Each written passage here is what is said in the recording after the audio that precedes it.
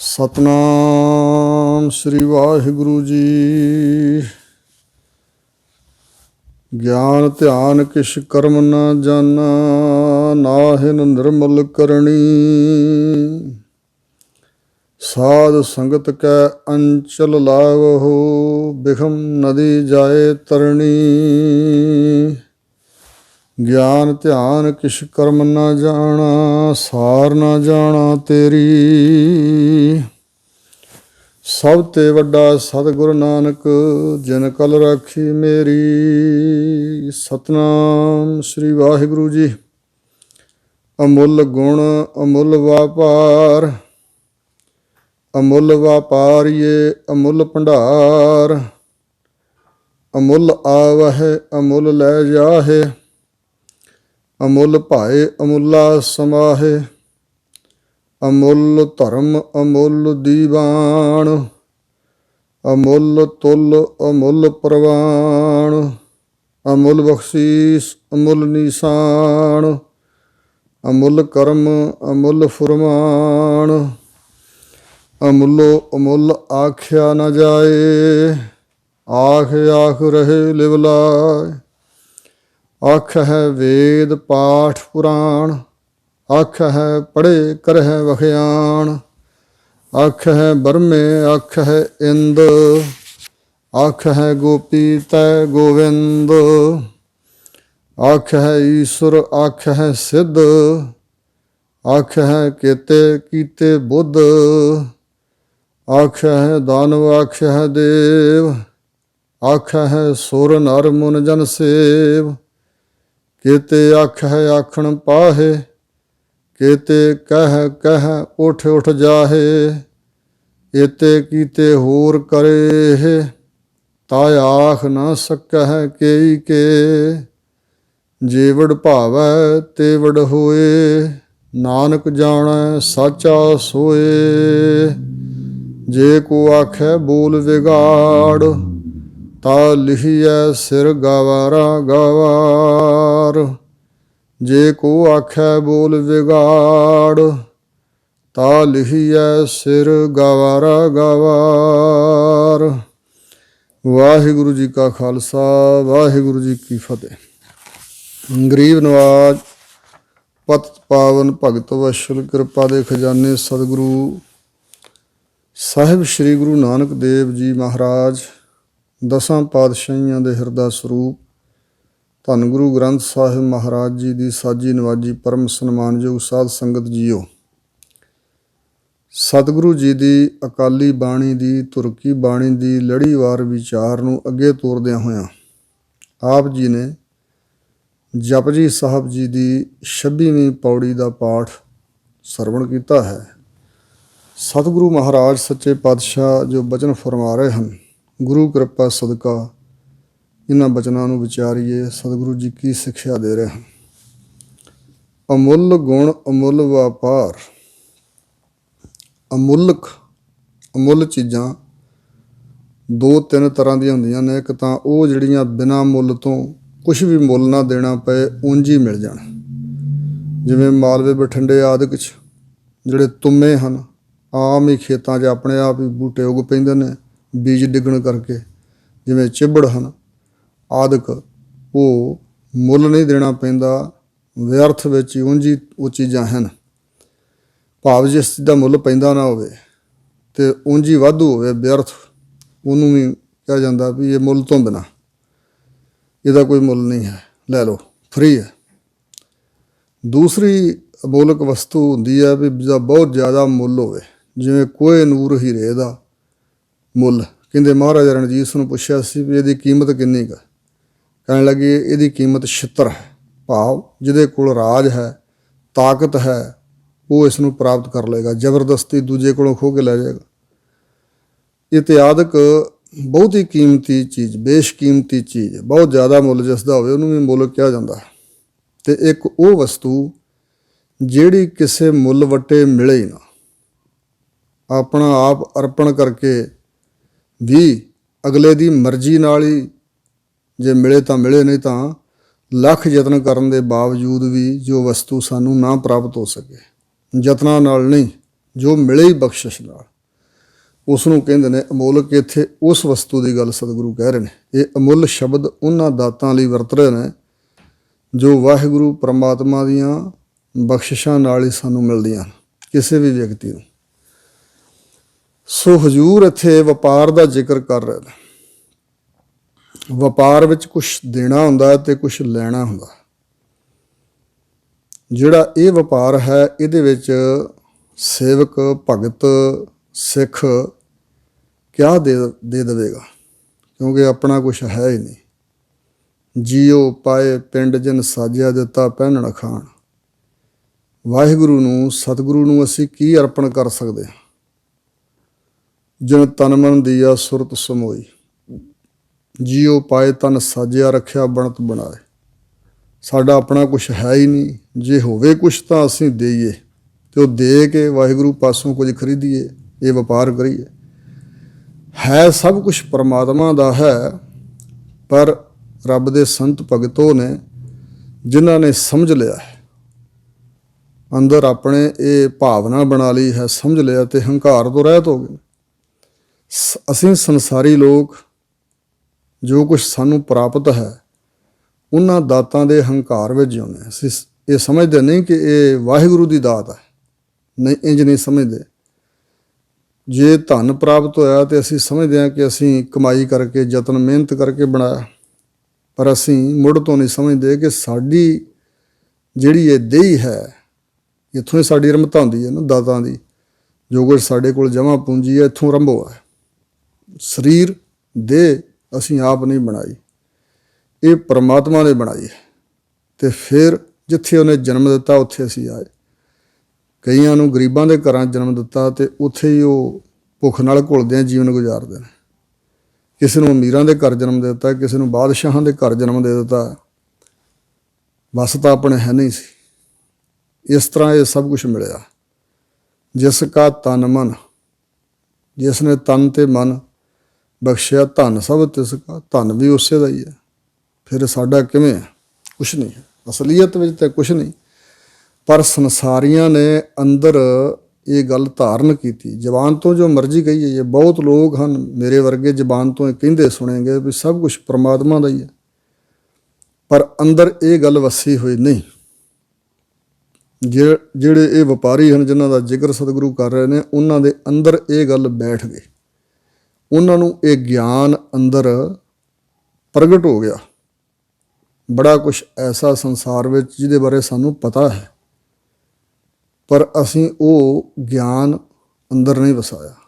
ਦੁਨੀਆ ਨੂੰ ਮਰਦਿਆਂ ਵੇਖਦੇ ਹਾਂ, ਆਪਣੇ ਬਾਰੇ ਪਤਾ, ਇਹ ਸਮਝ ਹੈ ਕਿ ਸਰੀਰ ਨਹੀਂ ਰਹੇਗਾ, ਪਰ ਫਿਰ ਵੀ ਅੰਦਰ ਇਹ ਗੱਲ ਵਸੀ ਹੋਈ ਨਹੀਂ। ਇਸ ਤਰ੍ਹਾਂ ਜਿਹੜੇ ਸੰਤ ਭਗਤ ਹਨ, ਉਹਨਾਂ ਦਾ ਇਹ ਸੱਚਾ ਵਪਾਰ ਵਾਹਿਗੁਰੂ ਦੇ ਨਾਲ ਹੈ ਕਿ ਉਹਨਾਂ ਨੇ ਜੋ ਕੁਛ ਹੈ ਸਭ ਕੁਛ ਪਰਮਾਤਮਾ ਦਾ ਬਖਸ਼ਿਆ ਹੋਇਆ ਜਾਣ ਕੇ ਵਾਹਿਗੁਰੂ ਅੱਗੇ ਅਰਪਣ ਕਰ ਦਿੱਤਾ। ਵਾਹਿਗੁਰੂ ਦੇ ਹੁਕਮ ਦੇ ਅੰਦਰ, ਭਾਣੇ ਦੇ ਅੰਦਰ, ਰਜਾ ਦੇ ਅੰਦਰ ਪ੍ਰਸੰਨ ਚਿੱਤ ਹੋ ਕੇ ਜੀਵਨ ਬਸਰ ਕਰਦੇ ਹਨ। ਆਪਣਾ ਕੁਛ ਵੀ ਨਹੀਂ ਸਮਝਿਆ, ਨਾ ਸਮਝਿਆ ਹੈ, ਅਤੇ ਜ਼ਬਾਨ ਤੋਂ ਵੀ ਕਦੇ ਇਹ ਗੱਲ ਨਹੀਂ ਉਹਨਾਂ ਦੇ ਨਿਕਲਦੀ ਕਿ ਮੇਰਾ ਕੁਛ ਹੈ।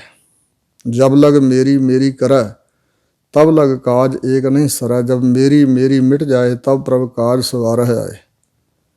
ਮਾਨਸਿਕ ਤੌਰ 'ਤੇ, ਬੁੱਧੀ ਦੇ ਤਲ 'ਤੇ ਉਹਨਾਂ ਨੇ ਇਹ ਵਾਹਿਗੁਰੂ ਨੂੰ ਉਹਦਾ ਹੀ ਬਖਸ਼ਿਆ ਸਾਰਾ ਕੁਝ ਅਰਪਣ ਕੀਤਾ। ਇਸ ਤਰ੍ਹਾਂ ਦਾ ਇਹ ਵਪਾਰ ਹੈ। ਔਰ ਸਤਿਗੁਰੂ ਜੀ ਨੇ ਇਸ ਵਪਾਰ ਬਾਰੇ ਕਈ ਬਚਨ ਕੀਤੇ ਹਨ ਬਾਣੀ ਅੰਦਰ। ਹਜ਼ੂਰ ਕਹਿੰਦੇ ਨੇ, ਸੱਚ ਵਪਾਰ ਕਰੋ ਵਪਾਰੀ, ਦਰਗਹਿ ਨਿਭੈ ਖੇਪ ਤੁਮਾਰੀ। ਸੱਚਾ ਵਪਾਰ ਕਰੋ ਵਪਾਰੀ ਬਣ ਕੇ। ਆਏ ਸਾਰੇ ਅਸੀਂ ਕੁਛ ਨਾ ਕੁਛ ਵਣਜਣ ਵਾਸਤੇ ਹੀ ਹਾਂ। ਅਤੇ ਜਿਵੇਂ ਕਬੀਰ ਜੀ ਨੇ ਕਿਹਾ, ਕਿਨਹੀ ਬਣਜਿਆ ਕਾਂਸੀ ਤਾਂਬਾ। ਕਾਂਸੀ ਤਾਂਬਾ ਧਾਤਾਂ ਦੇ ਨਾਮ ਨੇ। ਕਿਨਹੀ ਲੌਂਗ ਸੁਪਾਰੀ, ਸੰਤਹੁ ਬਣਜਿਆ ਨਾਮ ਗੋਬਿੰਦ ਕਾ।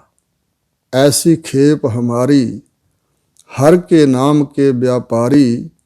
ਹੀਰਾ ਹਾਥ ਚੜ੍ਹਿਆ ਨਿਰਮੋਲਕ, ਛੂਟ ਗਈ ਸੰਸਾਰੀ। ਸਾਚੇ ਲਾਗੇ ਤਉ ਸੱਚ ਲਾਗੇ, ਸਾਚੇ ਕੇ ਵਿਵਹਾਰੀ। ਇਸ ਪ੍ਰਕਾਰ ਦੇ ਉਹ ਵਪਾਰੀ ਹਨ। ਔਰ ਹਜ਼ੂਰ ਗੁਰੂ ਅਰਜਨ ਦੇਵ ਮਹਾਰਾਜ ਕਹਿੰਦੇ ਨੇ, ਸੱਚ ਜਿਸ ਵਖਰ ਕੋ ਲੈਣ ਤੂੰ ਆਇਆ, ਰਾਮ ਨਾਮ ਸੰਤਨ ਘਰ ਪਾਇਆ, ਤਜ ਅਭਿਮਾਨ ਲੇਹੋ ਮਨ ਮੋਲ, ਰਾਮ ਨਾਮ ਹਿਰਦੇ ਮਹਿ ਤੋਲ, ਲਾਦ ਖੇਪ ਸੰਤਹ ਸੰਗ ਚਾਲ, ਅਵਰ ਤਿਆਗ ਦਿਖਿਆ ਜੰਜਾਲ, ਧਨ ਧਨ ਕਹਿ ਸਭ ਕੋਏ, ਮੁਖ ਊਜਲ ਹਰ ਦਰਗਹਿ ਸੋਏ। ਪਰ ਹਜ਼ੂਰ ਨਾਲ ਕਹਿੰਦੇ, ਇਹ ਵਪਾਰ ਵਿਰਲਾ ਵਪਾਰ ਹੈ, ਨਾਨਕ ਤਾਕੈ ਸਦ ਬਲਿਹਾਰੈ। ਸੰਸਾਰ ਤੇ ਸਭ ਲੋਕ ਆਏ ਵਪਾਰ ਕਰ ਰਹੇ ਨੇ, ਪਰ ਇਕਨਾਂ ਨੇ ਝੂਠਾ ਵਪਾਰ ਕੀਤਾ ਹੈ ਜੋ ਸਾਥ ਨਹੀਂ ਨਿਭਣ ਵਾਲਾ। ਐਸਾ ਧਨ ਉਹਨਾਂ ਨੇ ਬਿਹਾਜਿਆ ਹੈ ਕਿ ਉਹ ਨਾਲ ਨਿਭਣ ਵਾਲਾ ਨਹੀਂ। ਹਜ਼ੂਰ ਕਹਿੰਦੇ, ਜਾ ਕਉ ਆਏ ਸੋਈ ਬਿਹਾਜਹੁ, ਜਿਸ ਸੌਦੇ ਨੂੰ ਖਰੀਦਣ ਆਏ ਹੋ ਉਸ ਦਾ ਵਿਹਾਜ ਸੌਦਾ ਕਰੋ, ਉਹ ਵਪਾਰ ਕਰੋ, ਵਣਜ ਕਰੋ। ਜਾ ਕਉ ਆਏ ਸੋਈ ਬਿਹਾਜਹੁ, ਹਰ ਗੁਰ ਤੇ ਮਨ ਹੈ ਬਸੇਰਾ, ਨਿਜ ਘਰ ਮਹਿਲ ਪਾਵੋ ਸੁਖ ਸਹਿਜੇ, ਬਹੁਰ ਨਾ ਹੋਏਗੋ ਫੇਰਾ। ਦੁਬਾਰਾ ਫਿਰ ਫੇਰਾ ਨਹੀਂ ਹੋਵੇਗਾ ਜੇ ਇਹ ਵਪਾਰ ਕਰ ਲਵੋਗੇ ਤਾਂ। ਪਰ ਅਸੀਂ ਸੰਸਾਰੀ ਲੋਕ ਹੋਰ ਵਪਾਰ ਕਰਦੇ ਹਾਂ। ਹਜ਼ੂਰ ਨੇ ਕਿਹਾ, ਦੋਏ ਦੀਵੇ 14 ਹਟ ਨਾਲੇ, ਜੇਤੇ ਜੀ ਤੇਤੇ ਵਣਜਾਰੇ, ਖੁੱਲੇ ਹੱਟ ਹੋਵਾ ਵਪਾਰ, ਜੋ ਪਹੁੰਚੈ ਸੋ ਚੱਲਣ ਹਾਰ, ਧਰਮ ਦਲਾਲ ਪਾਏ ਨੀਸਾਨ, ਨਾਨਕ ਨਾਮ ਲਾਹਾ ਪ੍ਰਵਾਨ, ਘਰ ਆਏ ਵੱਜੀ ਵਧਾਈ, ਸੱਚ ਨਾਮ ਕੀ ਮਿਲੀ ਵਡਿਆਈ। ਜਿਨ੍ਹਾਂ ਨੇ ਸੱਚਾ ਵਪਾਰ ਕੀਤਾ ਵਾਹਿਗੁਰੂ ਦੇ ਸੱਚੇ ਨਾਮ ਦਾ, ਸੱਚੇ ਗੁਣਾਂ ਦਾ, ਪਰਮੇਸ਼ਰ ਦੀ ਪ੍ਰਾਪਤੀ ਵਾਲੇ ਗੁਣਾਂ ਦਾ, ਤਨ ਮਨ ਧਨ ਸਤਿਗੁਰੂ ਨੂੰ ਅਰਪਣ ਕਰਕੇ ਸਤਿਗੁਰੂ ਦੇ ਪਾਸੋਂ ਉਹ ਸ਼ੁਭ ਗੁਣ ਜਿਨ੍ਹਾਂ ਦੁਆਰਾ ਵਾਹਿਗੁਰੂ ਦੀ ਨਜ਼ਦੀਕੀ ਪ੍ਰਾਪਤ ਹੁੰਦੀ, ਪ੍ਰਮਾਤਮਾ ਦੇ ਦਰ 'ਤੇ ਮੁੱਖ ਉਜਲਾ ਲੈ ਕੇ ਜਾਈਦਾ, ਉਹ ਗੁਣ ਖਰੀਦੇ ਹਨ ਅਤੇ ਤਨ ਮਨ ਧਨ ਸਤਿਗੁਰੂ ਨੂੰ ਅਰਪਣ ਕੀਤਾ। ਆਪਣੇ ਬੁੱਧੀ ਦੀ ਚਤੁਰਾਈ, ਮਨ ਦੀ ਮਰਜ਼ੀ, ਮਨ ਮੁਖਤਾਈ ਇਹ ਤਿਆਗ ਦਿੱਤੀ ਹੈ। ਇਸ ਪ੍ਰਕਾਰ ਹਜ਼ੂਰ ਇੱਥੇ ਕਹਿ ਰਹੇ ਨੇ, ਅਮੁੱਲ ਗੁਣ ਰੱਬ ਦੇ ਸੰਤਾਂ ਭਗਤਾਂ ਨੇ ਜਿਹੜੇ ਗੁਣ ਧਾਰਨ ਕੀਤੇ ਹਨ ਉਹ ਅਮੋਲਕ ਨੇ। ਸਤ, ਸੰਤੋਖ, ਦਇਆ, ਧਰਮ, ਧੀਰਜ, ਵਿਚਾਰ, ਸ਼ਾਂਤੀ, ਨਿਮਰਤਾ, ਖਿਮਾ, ਸ਼ਰਧਾ, ਭਾਵਨੀ, ਪ੍ਰੇਮ ਇਤਿਆਦਿਕ ਇਹ ਜੋ ਵਾਹਿਗੁਰੂ ਜੀ ਦੀ ਪ੍ਰਾਪਤੀ ਵਾਲੇ ਗੁਣ ਹਨ, ਇਹ ਬੜੀ ਮੁਸ਼ਕਿਲ ਪ੍ਰਾਪਤ ਹੁੰਦੇ ਨੇ। ਸੰਤ ਕਰਤਾਰ ਸਿੰਘ ਖਾਲਸਾ ਜੀ ਕਿਹਾ ਕਰਦੇ ਸਨ ਕਿ ਤਾਂ ਹੀ ਗੁਰੂ ਮਹਾਰਾਜ ਜੀ ਨੇ ਸਾਨੂੰ ਸਿੱਖਿਆ ਦਿੱਤੀ ਹੈ ਕਿ ਚੰਗੀ ਸੰਗਤ ਕਰੋ। ਕਬੀਰ ਸੰਗਤ ਕਰੀਐ ਸਾਧ ਕੀ, ਅੰਤ ਕਰੈ ਨਿਰਬਾਹ, ਸਾਖਤ ਸੰਗ ਨਾ ਕੀਜੀਐ, ਜਾਤੇ ਹੋਏ ਬਿਨਾਹ।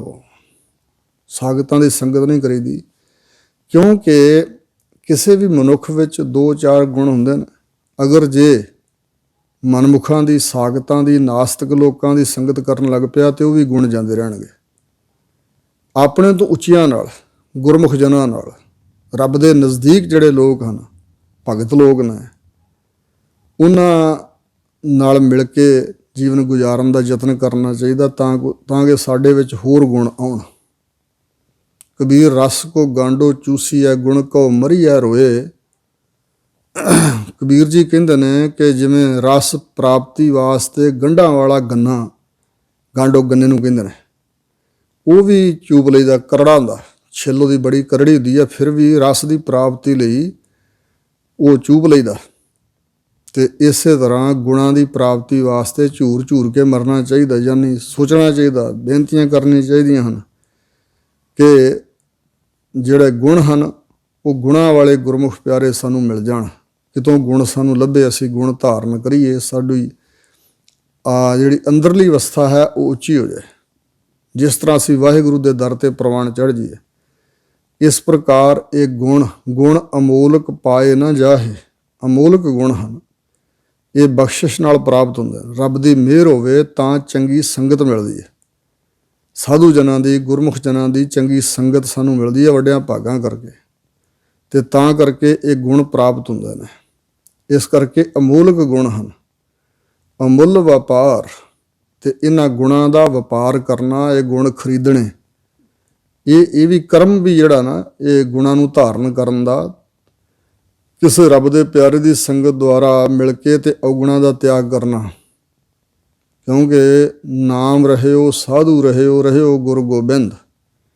कहो नानक ਇਹ ਜਗਤ ਮੈਂ ਕਿਨ ਜਪਿਓ ਗੁਰਮੰਤ। ਗੁਣ ਅਮੋਲਕ ਨੇ। ਇਹਨਾਂ ਗੁਣਾਂ ਦਾ ਵਪਾਰ ਕਰਨਾ ਜਿਹੜਾ ਕਰਮ ਹੈ ਇਹ ਵੀ ਬੜਾ ਅਮੋਲਕ ਹੈ। ਆਮ ਸੰਸਾਰ 'ਚ ਰਹਿੰਦਿਆਂ ਨਹੀਂ ਪਤਾ ਲੱਗਦਾ। ਸਮੇਂ ਦੇ ਲੋਕ ਕਬੀਰ ਜੀ ਨੂੰ, ਨਾਮਦੇਵ ਜੀ, ਰਵਿਦਾਸ ਜੀ ਨੂੰ ਮੂਰਖ ਹੀ ਕਹਿੰਦੇ ਹੋਣਗੇ। ਕਬੀਰ ਜੀ ਪਹਿਲਾਂ ਤਾਂ ਹੈ ਜੁਲਾਹੇ ਜਾਤੀ 'ਚ ਅਖੌਤੀ, ਜਿਹੜੇ ਜਾਤੀ ਜੁਲਾਹਾ ਉਹਨਾਂ ਵਿੱਚ ਪੈਦਾ ਹੋਏ। ਫਿਰ ਉਹ ਧਨ ਨਹੀਂ ਕਮਾਇਆ, ਦੁਨਿਆਵੀ ਧਨ ਬਹੁਤਾ ਇਕੱਠਾ ਨਹੀਂ ਕੀਤਾ ਕਬੀਰ ਜੀ ਨੇ, ਅਤੇ ਸੰਸਾਰੀ ਲੋਕ ਕਹਿੰਦੇ ਹੋਣਗੇ ਕਿ ਇਹ ਮੂਰਖ ਹੈ। ਜਿਵੇਂ ਗੁਰੂ ਨਾਨਕ ਸਾਹਿਬ ਮਹਾਰਾਜ ਨੂੰ ਕਹਿੰਦੇ ਸੀ ਕਾਲੂ ਦਾ ਪੁੱਤ ਕੁਰਾਈਆ ਹੈ। ਇਸ ਪ੍ਰਕਾਰ ਸੰਸਾਰੀ ਆਪਣੀ ਬਿਰਤੀ ਦੁਆਰਾ ਇਹ ਸਮਝਦੇ ਨੇ ਵੀ ਇਹ ਕੰਗਾਲ ਹੈ, ਇਹਨੇ ਕੀ ਖਟਿਆ। ਅਤੇ ਜਿਹੜੇ ਲੋਕ ਮੰਦ ਕਰਮ ਕਰਕੇ ਠਗੀਆਂ, ਧੋਖੇ ਫਰੇਬ, ਹੇਰਾ ਫੇਰੀਆਂ, ਚੋਰੀਆਂ ਯਾਰੀਆਂ ਕਰਕੇ ਐਸ਼ ਕਰਦੇ ਦਿਸਦੇ ਨੇ, ਦੁਨਿਆਵੀ ਬਿਰਤੀ ਸਮਝਦੀ ਹੈ ਮਨੁੱਖ, ਸੰਸਾਰੀ ਸਮਝਦਾ ਵੀ ਉਹ ਆਨੰਦ ਲੈ ਰਹੇ ਨੇ, ਪਰ ਉਹ ਆਨੰਦ ਨਹੀਂ ਹੈ। ਰੱਬ ਦੇ ਸੰਤਾਂ ਭਗਤਾਂ ਕੋਲ, ਗੁਰਮੁਖ ਜਨਾਂ ਕੋਲ ਭਾਵੇਂ ਦੁਨਿਆਵੀ ਧਨ ਨਾ ਵੀ ਹੋਏ, ਜਿਹੜਾ ਇਹ ਸ਼ੁਭ ਗੁਣਾਂ ਦਾ ਧਨ ਉਹਨਾਂ ਇਕੱਠਾ ਕੀਤਾ, ਇਹ ਵਪਾਰ ਕੀਤਾ ਆਪਣੀ ਜ਼ਿੰਦਗੀ 'ਚ, ਇਹ ਬੜਾ ਲਾਹੇਵੰਦਾ ਹੈ। ਆਪਣੇ ਜੀਵਨ ਨੂੰ ਉਹਨਾਂ ਸਫਲਾ ਕਰ ਲਿਆ ਹੈ। ਕੈਸਾ ਪ੍ਰਤਾਪ ਹੈ ਵਾਹਿਗੁਰੂ ਦੇ ਪਿਆਰਿਆਂ ਦੀ ਸੰਗਤ ਦਾ, ਇਹਨਾਂ ਗੁਣਾਂ ਨੂੰ ਧਾਰਨ ਕਰਨ ਦਾ। ਜ਼ਿਲ੍ਹਾ ਫਰੀਦਕੋਟ ਵਿੱਚ ਜੋ ਰੋਡੇ ਪਿੰਡ ਹੈ ਸੰਤ ਜਰਨੈਲ ਸਿੰਘ ਖਾਲਸਾ ਜੀ ਦਾ, ਉਸ ਪਿੰਡ ਦਾ ਇੱਕ ਬਜ਼ੁਰਗ ਅੱਜ ਤੋਂ ਕੋਈ 15-20 ਸਾਲ ਪਹਿਲਾਂ ਉਹਨੇ ਚੜ੍ਹਾਈ ਕੀਤੀ ਸੀ। ਉਹਦਾ ਨਾਂ ਸੀ ਬਾਬਾ ਸ਼ਾਮ ਸਿੰਘ। ਅਤੇ ਜਵਾਨੀ ਦੀ ਉਮਰ ਵਿੱਚ ਉਹਨੇ ਸੰਤ ਗੁਰਬਚਨ ਸਿੰਘ ਖਾਲਸਾ ਜੀ ਦੀ ਸੰਗਤ ਕੀਤੀ ਸੀ 2 ਸਾਲ। ਫਿਰ ਉਹ ਗ੍ਰਸਤੀ ਹੋ ਗਿਆ, ਵਿਆਹਿਆ ਗਿਆ ਤਾਂ ਘਰ ਰਹਿਣ ਲੱਗ ਪਿਆ। ਉਹ ਜਿਹੜੀ ਸੰਗਤ 2 ਸਾਲ ਕੀਤੀ ਸੀ, ਉਹਦਾ ਕੀ ਲਾਭ ਹੋਇਆ? ਸ਼ੁਭ ਗੁਣ ਸਿੱਖੇ, ਨਾਮ ਜਪਣਾ, ਨਿਤਨੇਮ ਕਰਨਾ ਸਿੱਖਿਆ, ਅਤੇ ਧਰਮ ਦੀ ਕਿਰਤ ਕਰਕੇ ਛਕਣੀ, ਕਿਸੇ ਦਾ ਹੱਕ ਨਾ ਮਾਰਨਾ, ਠਗੀਆਂ ਠੋਰੀਆਂ ਨਹੀਂ, ਅਤੇ ਗੁਰਸਿੱਖੀ ਕਮਾਈ। ਉਹਦਾ ਫਲ ਇਹ ਹੋਇਆ ਕਿ ਚੜ੍ਹਾਈ ਕਰਨ ਤੋਂ 3 ਦਿਨ ਪਹਿਲਾਂ ਉਸ ਨੇ ਦੱਸਿਆ ਆਪਣੇ ਬੇਟਿਆਂ ਨੂੰ ਕਿ ਮੇਰੇ ਨਾਲ ਕੋਈ ਬਚਨ ਬਿਲਾਸ ਕਰਨਾ ਤਾਂ ਕਰ ਲਓ, ਮੇਰੀਆਂ ਬੇਟੀਆਂ ਨੂੰ ਵੀ ਸੱਦ ਲਓ, ਆਪਣੀਆਂ ਭੈਣਾਂ ਨੂੰ ਮੈਨੂੰ ਮਿਲ ਲੈਣ, ਫਿਰ ਪਰਸੋਂ ਮੈਂ ਚਲੇ ਜਾਣਾ। ਉਹ ਬੇਟੇ ਵੀ ਬੜੇ ਹੈਰਾਨ ਹੋਏ ਕਿ ਸਾਡਾ ਪਿਤਾ ਸਧਾਰਨ ਜਿਹਾ, ਤਾਂ ਇਹਨੂੰ ਕਿਵੇਂ ਪਤਾ ਪਰਸੋਂ ਚਲੇ ਜਾਣਾ। ਉਹਨੇ ਕਿਹਾ, ਬੇਟਾ ਜਿਨ੍ਹਾਂ ਮੈਂ ਮਹਾਂਪੁਰਸ਼ਾਂ ਦੀ ਸੰਗਤ ਕੀਤੀ ਹੈ, ਜਿਨ੍ਹਾਂ ਮਹਾਂਪੁਰਸ਼ਾਂ ਦੀ ਮੈਂ ਸੰਗਤ ਕੀਤੀ ਆ ਜਵਾਨੀ ਦੀ ਉਮਰ ਵਿੱਚ, ਉਹ ਸੱਚਖੰਡ ਵਾਸੀ ਸੰਤ ਗੁਰਬਚਨ ਸਿੰਘ ਜੀ ਦਾ ਅੱਜ ਅੰਮ੍ਰਿਤ ਵੇਲੇ ਦਰਸ਼ਨ ਹੋਇਆ, ਔਰ ਉਹ ਜਗ੍ਹਾ ਵੀ ਵਿਖਾਈ ਕਿ ਇੱਥੇ ਮੈਂ ਇਸ਼ਨਾਨ ਕਰਕੇ ਜਦੋਂ ਆਇਆ ਅਤੇ ਇੱਥੇ ਦਰਸ਼ਨ ਹੋਇਆ ਸੀ। ਅਤੇ ਮੈਨੂੰ ਉਹਨਾਂ ਨੇ ਕਿਹਾ, ਭਾਈ ਸ਼ਾਮ ਸਿੰਘ ਜੀ, ਤੁਹਾਡੀ ਕਮਾਈ ਸਿੱਖੀ ਗੁਰੂ ਨਾਨਕ ਸਾਹਿਬ ਦੇ ਦਰ 'ਤੇ ਪ੍ਰਵਾਨ ਹੋ ਗਈ, ਅਤੇ ਤਿਆਰਾ ਕਰ ਲਓ, ਪਰਸੋਂ ਅਸੀਂ ਤੁਹਾਨੂੰ ਲੈਣ ਆਵਾਂਗੇ। ਅਤੇ ਉਹਨਾਂ ਦਾ ਬਚਨ ਅਟੱਲ ਹੈ। ਔਰ ਠੀਕ ਤੀਜੇ ਦਿਨ ਉਸੇ ਜਗ੍ਹਾ 'ਤੇ ਜਿੱਥੇ ਦਰਸ਼ਨ ਹੋਏ ਸੀ, ਉੱਥੇ ਹੀ ਉਹ ਬਾਬਾ ਸ਼ਾਮ ਸਿੰਘ ਜੀ ਨੇ ਆਪਣਾ ਸਰੀਰ ਤਿਆਗਿਆ। ਸੋ ਇਸ ਪ੍ਰਕਾਰ ਦਾ ਇਹ ਜੀਵਨ ਸਫਲਾ ਕਰਨ ਵਾਲਾ ਵਪਾਰ ਹੈ। ਉਹ ਗੁਰਮੁਖ ਪਿਆਰੇ ਜਿਨ੍ਹਾਂ ਦੇ ਵਿੱਚ ਪਹਿਲਾਂ ਗੁਣ ਹਨ, ਜਿਹਨਾਂ ਆਪ ਕਮਾਏ ਹੋਏ ਨੇ, ਗੁਰੂ ਦਾ ਉਪਦੇਸ਼ ਕਮਾਇਆ ਹੋਇਆ, ਵਾਹਿਗੁਰੂ ਦੇ ਨਜ਼ਦੀਕ ਹਨ, ਉਹਨਾਂ ਦੀ ਸੰਗਤ ਵਿੱਚੋਂ ਸਾਨੂੰ ਗੁਣ ਪ੍ਰਾਪਤ ਹੁੰਦੇ ਨੇ। ਇਸ ਕਰਕੇ ਚੰਗੇ ਬੰਦਿਆਂ ਦੀ, ਗੁਰਮੁਖ ਜਨਾਂ ਦੀ, ਸਾਧੂਆਂ ਦੀ ਸੰਗਤ ਕਰਨ ਦਾ ਬਾਰ-ਬਾਰ ਉਪਦੇਸ਼ ਹੈ, ਕਿਉਂਕਿ ਸੰਗਤ ਦਾ ਅਸਰ ਹਰ ਵਿਅਕਤੀ 'ਤੇ ਪੈਂਦਾ। ਜੋ ਜੈਸੀ ਸੰਗਤ ਕਰਾਏ ਸੋ ਤੈਸੋ ਫਲ ਖਾਏ। ਇਸ ਤਰ੍ਹਾਂ ਉਹ ਸੰਗਤ ਦੁਆਰਾ ਪ੍ਰੇਰਨਾ ਮਿਲਦੀ ਹੈ ਅਤੇ ਗੁਰਮੁਖ ਜਨ ਬਣ ਕੇ ਫਿਰ ਇਹਨਾਂ ਗੁਣਾਂ ਦਾ ਵਪਾਰ ਕੀਤਾ ਜਾਂਦਾ ਹੈ। ਔਰ ਇਹ ਵਪਾਰ ਬੜਾ ਅਮੋਲਕ ਹੈ। ਅਮੁੱਲ ਵਪਾਰੀਏ। ਫਿਰ ਇਸ ਵਪਾਰ ਨੂੰ ਕਰਨ ਵਾਲੇ ਜੋ ਵਪਾਰੀਏ ਹਨ, ਵਣਜਾਰੇ ਸਿੱਖ ਆਮਦੇ ਸ਼ਬਦ ਲੰਘਾਵਣ ਹਾਰ। ਇਹ ਵਪਾਰ ਕਰਨ ਵਾਸਤੇ ਜੋ ਸਤਿਗੁਰਾਂ ਦੀ ਸ਼ਰਨ ਵਿੱਚ ਆਉਂਦੇ ਨੇ, ਇਹਨਾਂ ਸ਼ੁਭ ਗੁਣਾਂ ਨੂੰ, ਉਪਦੇਸ਼ ਨੂੰ ਪ੍ਰਾਪਤ ਕਰਦੇ ਹਨ, ਉਹ ਵਪਾਰੀਏ ਸਿੱਖ ਵੀ, ਭਗਤ ਵੀ ਬੜੇ ਅਮੋਲਕ ਨੇ। ਉਹਨਾਂ ਦਾ ਜੀਵਨ ਬੜਾ ਅਮੋਲਕ ਹੈ। ਅਮੁੱਲ ਭੰਡਾਰ। ਭੰਡਾਰ ਗੁਣਾਂ ਦਾ ਭੰਡਾਰ। ਸੰਤ ਹਿਰਦਾ ਭੰਡਾਰ। ਗੁਰਬਾਣੀ ਭੰਡਾਰ ਭਰ, ਕਥਾ ਕੀਰਤਨ ਰਹੇ ਰੰਗ ਰੱਤਾ। ਇਸ ਪ੍ਰਕਾਰ ਜਿਵੇਂ ਸਿਆਣਿਆਂ ਲੋਕਾਂ ਦੇ ਇਹ ਬਚਨ ਨੇ, ਬਈ ਜਿਸ ਤਰ੍ਹਾਂ ਕਿਸੇ ਬੱਚੇ ਨੂੰ ਪਾਠਸ਼ਾਲਾ 'ਚ ਵਿਦਿਆਲੇ ਵਿੱਚ ਪੜ੍ਹਨ ਵਾਸਤੇ ਬਿਠਾਇਆ ਜਾਂਦਾ। ਉਹਨੂੰ ਪਹਿਲਾਂ ਕੁਛ ਨਹੀਂ ਪਤਾ ਹੁੰਦਾ, ਉਹ 2 4 5 ਅੱਖਰ ਪਹਿਲੇ ਦਿਨ ਸਿੱਖਦਾ। ਹੋ ਸਕਦਾ 5 ਅੱਖਰ ਸਿੱਖਦੇ 5 ਦਿਨ ਲੱਗ ਜਾਣ, 10 ਦਿਨ ਲੱਗ ਜਾਣ। ਉਹ ਪਛਾਣਦਾ ਪਹਿਲਾਂ ਅੱਖਰਾਂ ਨੂੰ ਕਿ ਇਹ ਕਿਹੜੇ 5 ਅੱਖਰ ਨੇ, ਇਹਨਾਂ ਨੂੰ ਕੀ ਬੋਲਿਆ ਜਾਂਦਾ। ਫਿਰ 5 ਅੱਖਰ ਹੋਰ, ਫਿਰ 5 ਹੋਰ। ਇਸ ਤਰ੍ਹਾਂ ਸਾਰੀ ਵਰਣਮਾਲਾ, ਅਲਫਾਬੈਟ ਸਾਰੀ ਉਹ ਸਿੱਖ ਲੈਂਦਾ। ਫਿਰ ਉਹਨਾਂ ਅੱਖਰਾਂ ਦੇ ਜੋੜ ਕਰਨੇ ਸਿੱਖਦਾ, ਫਿਰ ਲਗਾ ਮਾਤਰਾ ਸਿੱਖਦਾ ਹੈ। ਅਤੇ ਇਸ ਤਰ੍ਹਾਂ ਜਮਾਤਾਂ ਪਾਸ ਕਰਦਿਆਂ ਕਰਦਿਆਂ ਅੱਗੇ ਲੰਘਦਿਆਂ ਉਹ ਕਿਤਾਬਾਂ ਦੀਆਂ ਕਿਤਾਬਾਂ ਇੰਨਾ ਗਿਆਨ ਇਕੱਠਾ ਕਰ ਲੈਂਦਾ। ਉਹਦੇ ਦਿਮਾਗ ਵਿੱਚ, ਬੁੱਧੀ ਵਿੱਚ ਉਹ ਗਿਆਨ ਇਕੱਠਾ ਹੋ ਜਾਂਦਾ। ਇਸੇ ਤਰ੍ਹਾਂ ਭਾਈ ਵੀਰ ਸਿੰਘ ਜੀ ਕਹਿੰਦੇ ਨੇ ਕਿ ਕਿਰਤ ਵਿਹਾਰ ਕਰਦਿਆਂ ਹੋਇਆਂ ਜਦੋਂ ਵਿੱਚ ਵਿਹਲਾਂ ਮਿਲਦੀਆਂ ਹਨ, ਉਦੋਂ ਉਸ ਸਮੇਂ ਨੂੰ ਸਫਲਾ ਕਰ ਲੈਣਾ ਚਾਹੀਦਾ ਅਤੇ ਥੋੜ੍ਹੀਆਂ ਥੋੜ੍ਹੀਆਂ ਵਿਹਲਾਂ ਵਿੱਚ ਵਾਹਿਗੁਰੂ ਜੀ ਦਾ ਨਾਮ ਜਪਣਾ ਚਾਹੀਦਾ। ਇਸ ਤਰ੍ਹਾਂ ਇਹ ਜਿਹੜਾ ਪ੍ਰਚੂਨ, ਪੂਰਬ ਜਨਮ ਪ੍ਰਚੂਨ ਕਮਾਏ, ਗੁਰੂ ਗ੍ਰੰਥ ਸਾਹਿਬ ਦਾ ਵਚਨ ਹੈ। ਜਿੰਨੇ ਕਰਮ ਕਰੀ ਜਾਵਾਂਗੇ ਇਹ ਫਿਰ ਥੋਕ ਬਣਨਗੇ। ਪ੍ਰਚੂਨ ਇਕੱਠਾ ਹੋ ਕੇ ਥੋਕ ਬਣੇਗਾ। ਇਸ ਪ੍ਰਕਾਰ ਉਹ ਗੁਰਮੁਖ ਪਿਆਰੇ ਇੰਝ ਭੰਡਾਰਾ ਆਪਣਾ ਹਿਰਦਾ ਜਿਹੜਾ ਨਾ, ਇਹ ਸ਼ੁਭ ਗੁਣਾਂ ਦਾ ਭੰਡਾਰਾ ਬਣਾ ਲੈਂਦੇ ਆ, ਇਕੱਠਾ ਕਰ ਲੈਂਦੇ। ਧੰਨ ਸੰਚ ਹਰ ਧਨ ਪੂਜ, ਸਤਿਗੁਰ ਛੋੜ ਸਗਲ ਵਿਕਾਰ। ਸੰਚਨ ਕਰੋ ਨਾਮ ਧਨ ਨਿਰਮਲ, ਥਾਤੀ ਅਗਮ ਅਪਾਰ। ਇਸ ਤਰ੍ਹਾਂ ਉਹ ਗੁਰਮੁਖ ਪਿਆਰੇ ਆਪਣਾ ਹਿਰਦਾ ਵੀ ਅਮੋਲਕ ਬਣਾ ਲੈਂਦੇ ਆ। ਸ਼ੁਭ ਗੁਣਾਂ ਦਾ ਭੰਡਾਰਾ ਜੋ ਹਿਰਦਾ ਹੈ ਉਹ ਅਮੋਲਕ ਹੈ। ਅਮੁੱਲ ਆਵਹਿ ਅਮੁੱਲ ਲੈ ਜਾਹੇ। ਜੋ ਸ਼ਰਧਾਲੂ ਬਣ ਕੇ ਸਤਿਗੁਰੂ ਦੀ ਸ਼ਰਨ ਵਿੱਚ ਆਉਂਦੇ ਨੇ, ਉਹਨਾਂ ਆਉਣ ਵਾਲਿਆਂ ਦਾ ਆਉਣਾ ਵੀ ਅਮੋਲਕ ਹੈ। ਇਸੇ ਤਰ੍ਹਾਂ ਇਸ ਸੰਸਾਰ ਵਿੱਚ ਜਿਹੜੇ ਇਸ ਵਪਾਰ ਨੂੰ ਕਰਨ ਵਾਸਤੇ ਆਉਂਦੇ ਨੇ ਉਹ ਅਮੁੱਲ ਹਨ। ਅਮੁੱਲ ਲੈ ਜਾਹੇ, ਕਿਉਂਕਿ ਗੁਰਮੁਖ ਸੱਦੇ ਜਾਣ ਆਵਣ ਘੱਲਿਆ। ਸੱਚੀ ਦਰਗਾਹ ਜਾਏ ਸੱਚਾ ਪਿੜ ਮੱਲਿਆ। ਇਸ ਪ੍ਰਕਾਰ ਅਮੋਲਕ ਹੀ ਦਾਤਾਂ ਲੈ ਕੇ ਜਾਂਦੇ ਹਨ। ਇਸ ਸੰਸਾਰ ਵਿੱਚੋਂ ਅਮੁੱਲ ਪਦਾਰਥ, ਸ਼ੁਭ ਗੁਣ ਆਦਿਕ ਬੰਦਗੀ, ਇਹ ਧਨ ਅਮੋਲਕ ਲੈ ਕੇ ਜਾਂਦੇ ਹਨ। ਔਰ ਸਤਿਗੁਰੂ ਦੇ ਪਾਸ ਆ ਕੇ ਵੀ ਸਿੱਖ ਲੈ ਕੇ ਜਾਂਦੇ ਨੇ। ਇਸ ਦੁਨੀਆ 'ਤੇ ਜੋ ਆਉਂਦੇ ਹਨ, ਇਸ ਵਪਾਰ ਨੂੰ ਕਰਕੇ ਬਹੁਤ ਕੁਛ ਲੈ ਜਾਂਦੇ ਹਨ। ਅਮੁੱਲ ਭਾਏ ਅਮੁੱਲਾ ਸਮਾਹੇ। ਭਾਏ ਭਾਵ ਜੋ ਵਾਹਿਗੁਰੂ ਨੂੰ ਭਾ ਗਏ, ਇਹ ਉਹਨਾਂ ਦਾ ਭਾ ਜਾਣਾ ਵੀ ਬੜਾ ਅਮੋਲਕ ਹੈ। ਅਤੇ ਭਾਏ ਦਾ ਅਰਥ ਹੈ ਪ੍ਰੇਮ। ਵਾਹਿਗੁਰੂ ਦੇ ਪ੍ਰੇਮ ਵਿੱਚ ਆ ਜਾਣਾ, ਪ੍ਰੇਮ ਧਾਰਨ ਕਰ ਲੈਣਾ। ਪ੍ਰਮਾਤਮਾ ਦਾ ਪ੍ਰੇਮ ਵੀ ਅਮੋਲਕ ਹੈ।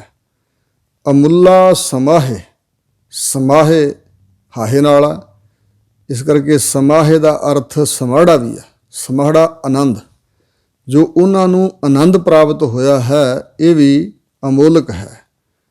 ਅਤੇ ਉਹਨਾਂ ਦਾ ਵਾਹਿਗੁਰੂ ਵਿੱਚ ਸਮਾ ਜਾਣਾ, ਸਮਾਹੇ ਬਹੁਵਚਨ, ਉਹ ਅਮੋਲਕ ਬਣ ਕੇ ਵਾਹਿਗੁਰੂ ਵਿੱਚ ਅਮੁੱਲਾ ਜੋ ਅਮੁੱਲ ਹੈ ਪ੍ਰਮਾਤਮਾ, ਉਹਦੇ ਵਿੱਚ ਸਮਾ ਜਾਂਦੇ ਹਨ।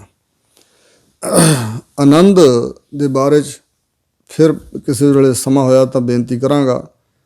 ਇੱਕ ਖੁਸ਼ੀ ਹੈ ਸੰਸਾਰੀ ਜੋ ਖਤਮ ਹੋ ਜਾਂਦੀ ਹੈ, ਪਰ ਆਨੰਦ ਖਤਮ ਨਹੀਂ ਹੁੰਦਾ, ਉਹ ਸਦਾ ਵਾਸਤੇ ਕਾਇਮ ਰਹਿੰਦਾ ਜੇ ਪ੍ਰਾਪਤ ਹੋਏ ਕਿਸੇ ਨੂੰ। ਤਾਂ ਅਸਲ ਆਨੰਦ ਉਹ ਹੈ ਜੋ ਦੁਵਿਧਾ ਤੋਂ ਰਹਿਤ ਅਵਸਥਾ ਬਣ ਜਾਏ, ਉਹ ਆਨੰਦ ਆ। ਅਮੁੱਲ ਧਰਮ ਅਮੁੱਲ ਦੀਵਾਨ। ਵਾਹਿਗੁਰੂ ਪਰਮਾਤਮਾ ਦਾ ਬਣਾਇਆ ਹੋਇਆ ਦੈਵੀ ਕਾਨੂੰਨ, ਮਰਿਆਦਾ, ਇਹ ਧਰਮ ਵੀ ਅਮੋਲਕ ਹੈ। ਜਿਹੜਾ ਉਹਨੇ ਧਰਮ ਬਣਾਇਆ ਹੋਇਆ ਵੀ ਇਹ ਜੀਵ ਜੋ ਕਰਮ ਕਰਨਗੇ ਉਹਨਾਂ ਦਾ ਵੈਸਾ ਫਲ ਮਿਲੇਗਾ। ਕਿਸੇ ਪ੍ਰਬੰਧ ਨੂੰ ਸਹੀ ਢੰਗ ਦੇ ਨਾਲ ਚਲਾਉਣਾ ਤੇ ਨਿਯਮ ਬਣਾਉਣੇ ਪੈਂਦੇ ਨੇ। ਇਸੇ ਤਰ੍ਹਾਂ ਸੰਸਾਰ ਦੇ ਵਿੱਚ ਪਰਮਾਤਮਾ ਨੇ ਧਰਮ ਬਣਾਇਆ ਹੋਇਆ, ਸਾਰਾ ਕੁਝ ਮਰਿਆਦਾ ਵਿੱਚ ਹੈ। ਅਤੇ ਜਿਹੜੇ ਮਰਿਆਦਾ ਤੋਂ ਬਾਹਰ ਚੱਲਦੇ ਹਨ, ਮਤਲਬ ਧਰਮ ਤੋਂ ਡਿੱਗਦੇ ਨੇ। ਸੋ ਇਸੇ ਤਰ੍ਹਾਂ ਧਰਮ ਸ਼ਬਦ ਬਹੁਤ ਉੱਚਾ ਹੈ। ਇੱਕ ਬਚਨ ਹੈ ਵਿਦਵਾਨ ਦਾ ਕਿ ਨਿਸਾ ਮੰਦ ਜਿਉਂ ਇੰਦ ਬਿਨ।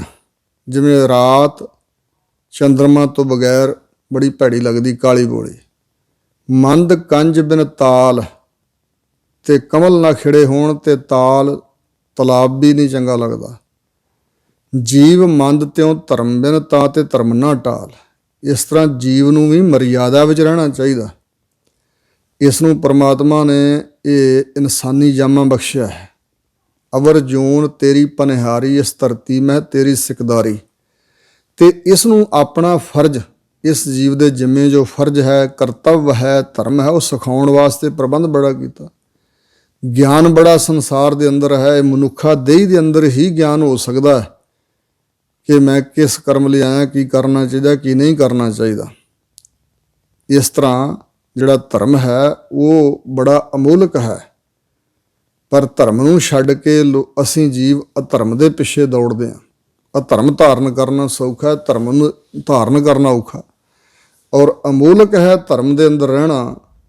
ਅਮੁੱਲ ਦੀਵਾਨ, ਪ੍ਰਮਾਤਮਾ ਦਾ ਬਣਾਇਆ ਹੋਇਆ ਵਿਧਾਨ, ਦੈਵੀ ਕਾਨੂੰਨ ਵੀ ਅਮੋਲਕ ਹੈ। ਤੇ ਉਸ ਪ੍ਰਮਾਤਮਾ ਦਾ ਦੀਵਾਨ ਦਰਬਾਰ, ਜਿੱਥੇ ਉਹ ਵਾਹਿਗੁਰੂ ਸਾਰਿਆਂ ਦਾ ਨਿਆਂ ਕਰਦਾ, ਉਸ ਦਾ ਸੱਚਖੰਡ ਦਰਬਾਰ ਵੀ ਅਮੋਲਕ ਹੈ। ਔਰ ਜਿੱਥੇ ਲੇਖਾ ਜੋਖਾ ਹੁੰਦਾ ਸਾਰੇ ਜੀਆਂ ਦਾ, ਕੋਈ ਵੱਡੀ ਫਰਮਾਇਸ਼, ਕੋਈ ਸਿਫਾਰਿਸ਼ ਉੱਥੇ ਨਹੀਂ ਚੱਲਦੀ, ਉਹ ਦੀਵਾਨ ਵੀ, ਤੇ ਦੀਵਾਨ ਨਾਮ ਆਸਰੇ ਦਾ। ਵਾਹਿਗੁਰੂ ਜੀ ਦਾ ਆਸਰਾ ਪ੍ਰਾਪਤ ਹੋਣਾ ਵੀ ਅਮੋਲਕ ਹੈ। ਅਮੁੱਲ ਤੁਲ ਅਮੁੱਲ ਪ੍ਰਵਾਨ, ਤੁਲ ਨਾਮ ਤਰਾਜੂ ਦਾ, ਤੁਲਾ ਤੱਕੜੀ।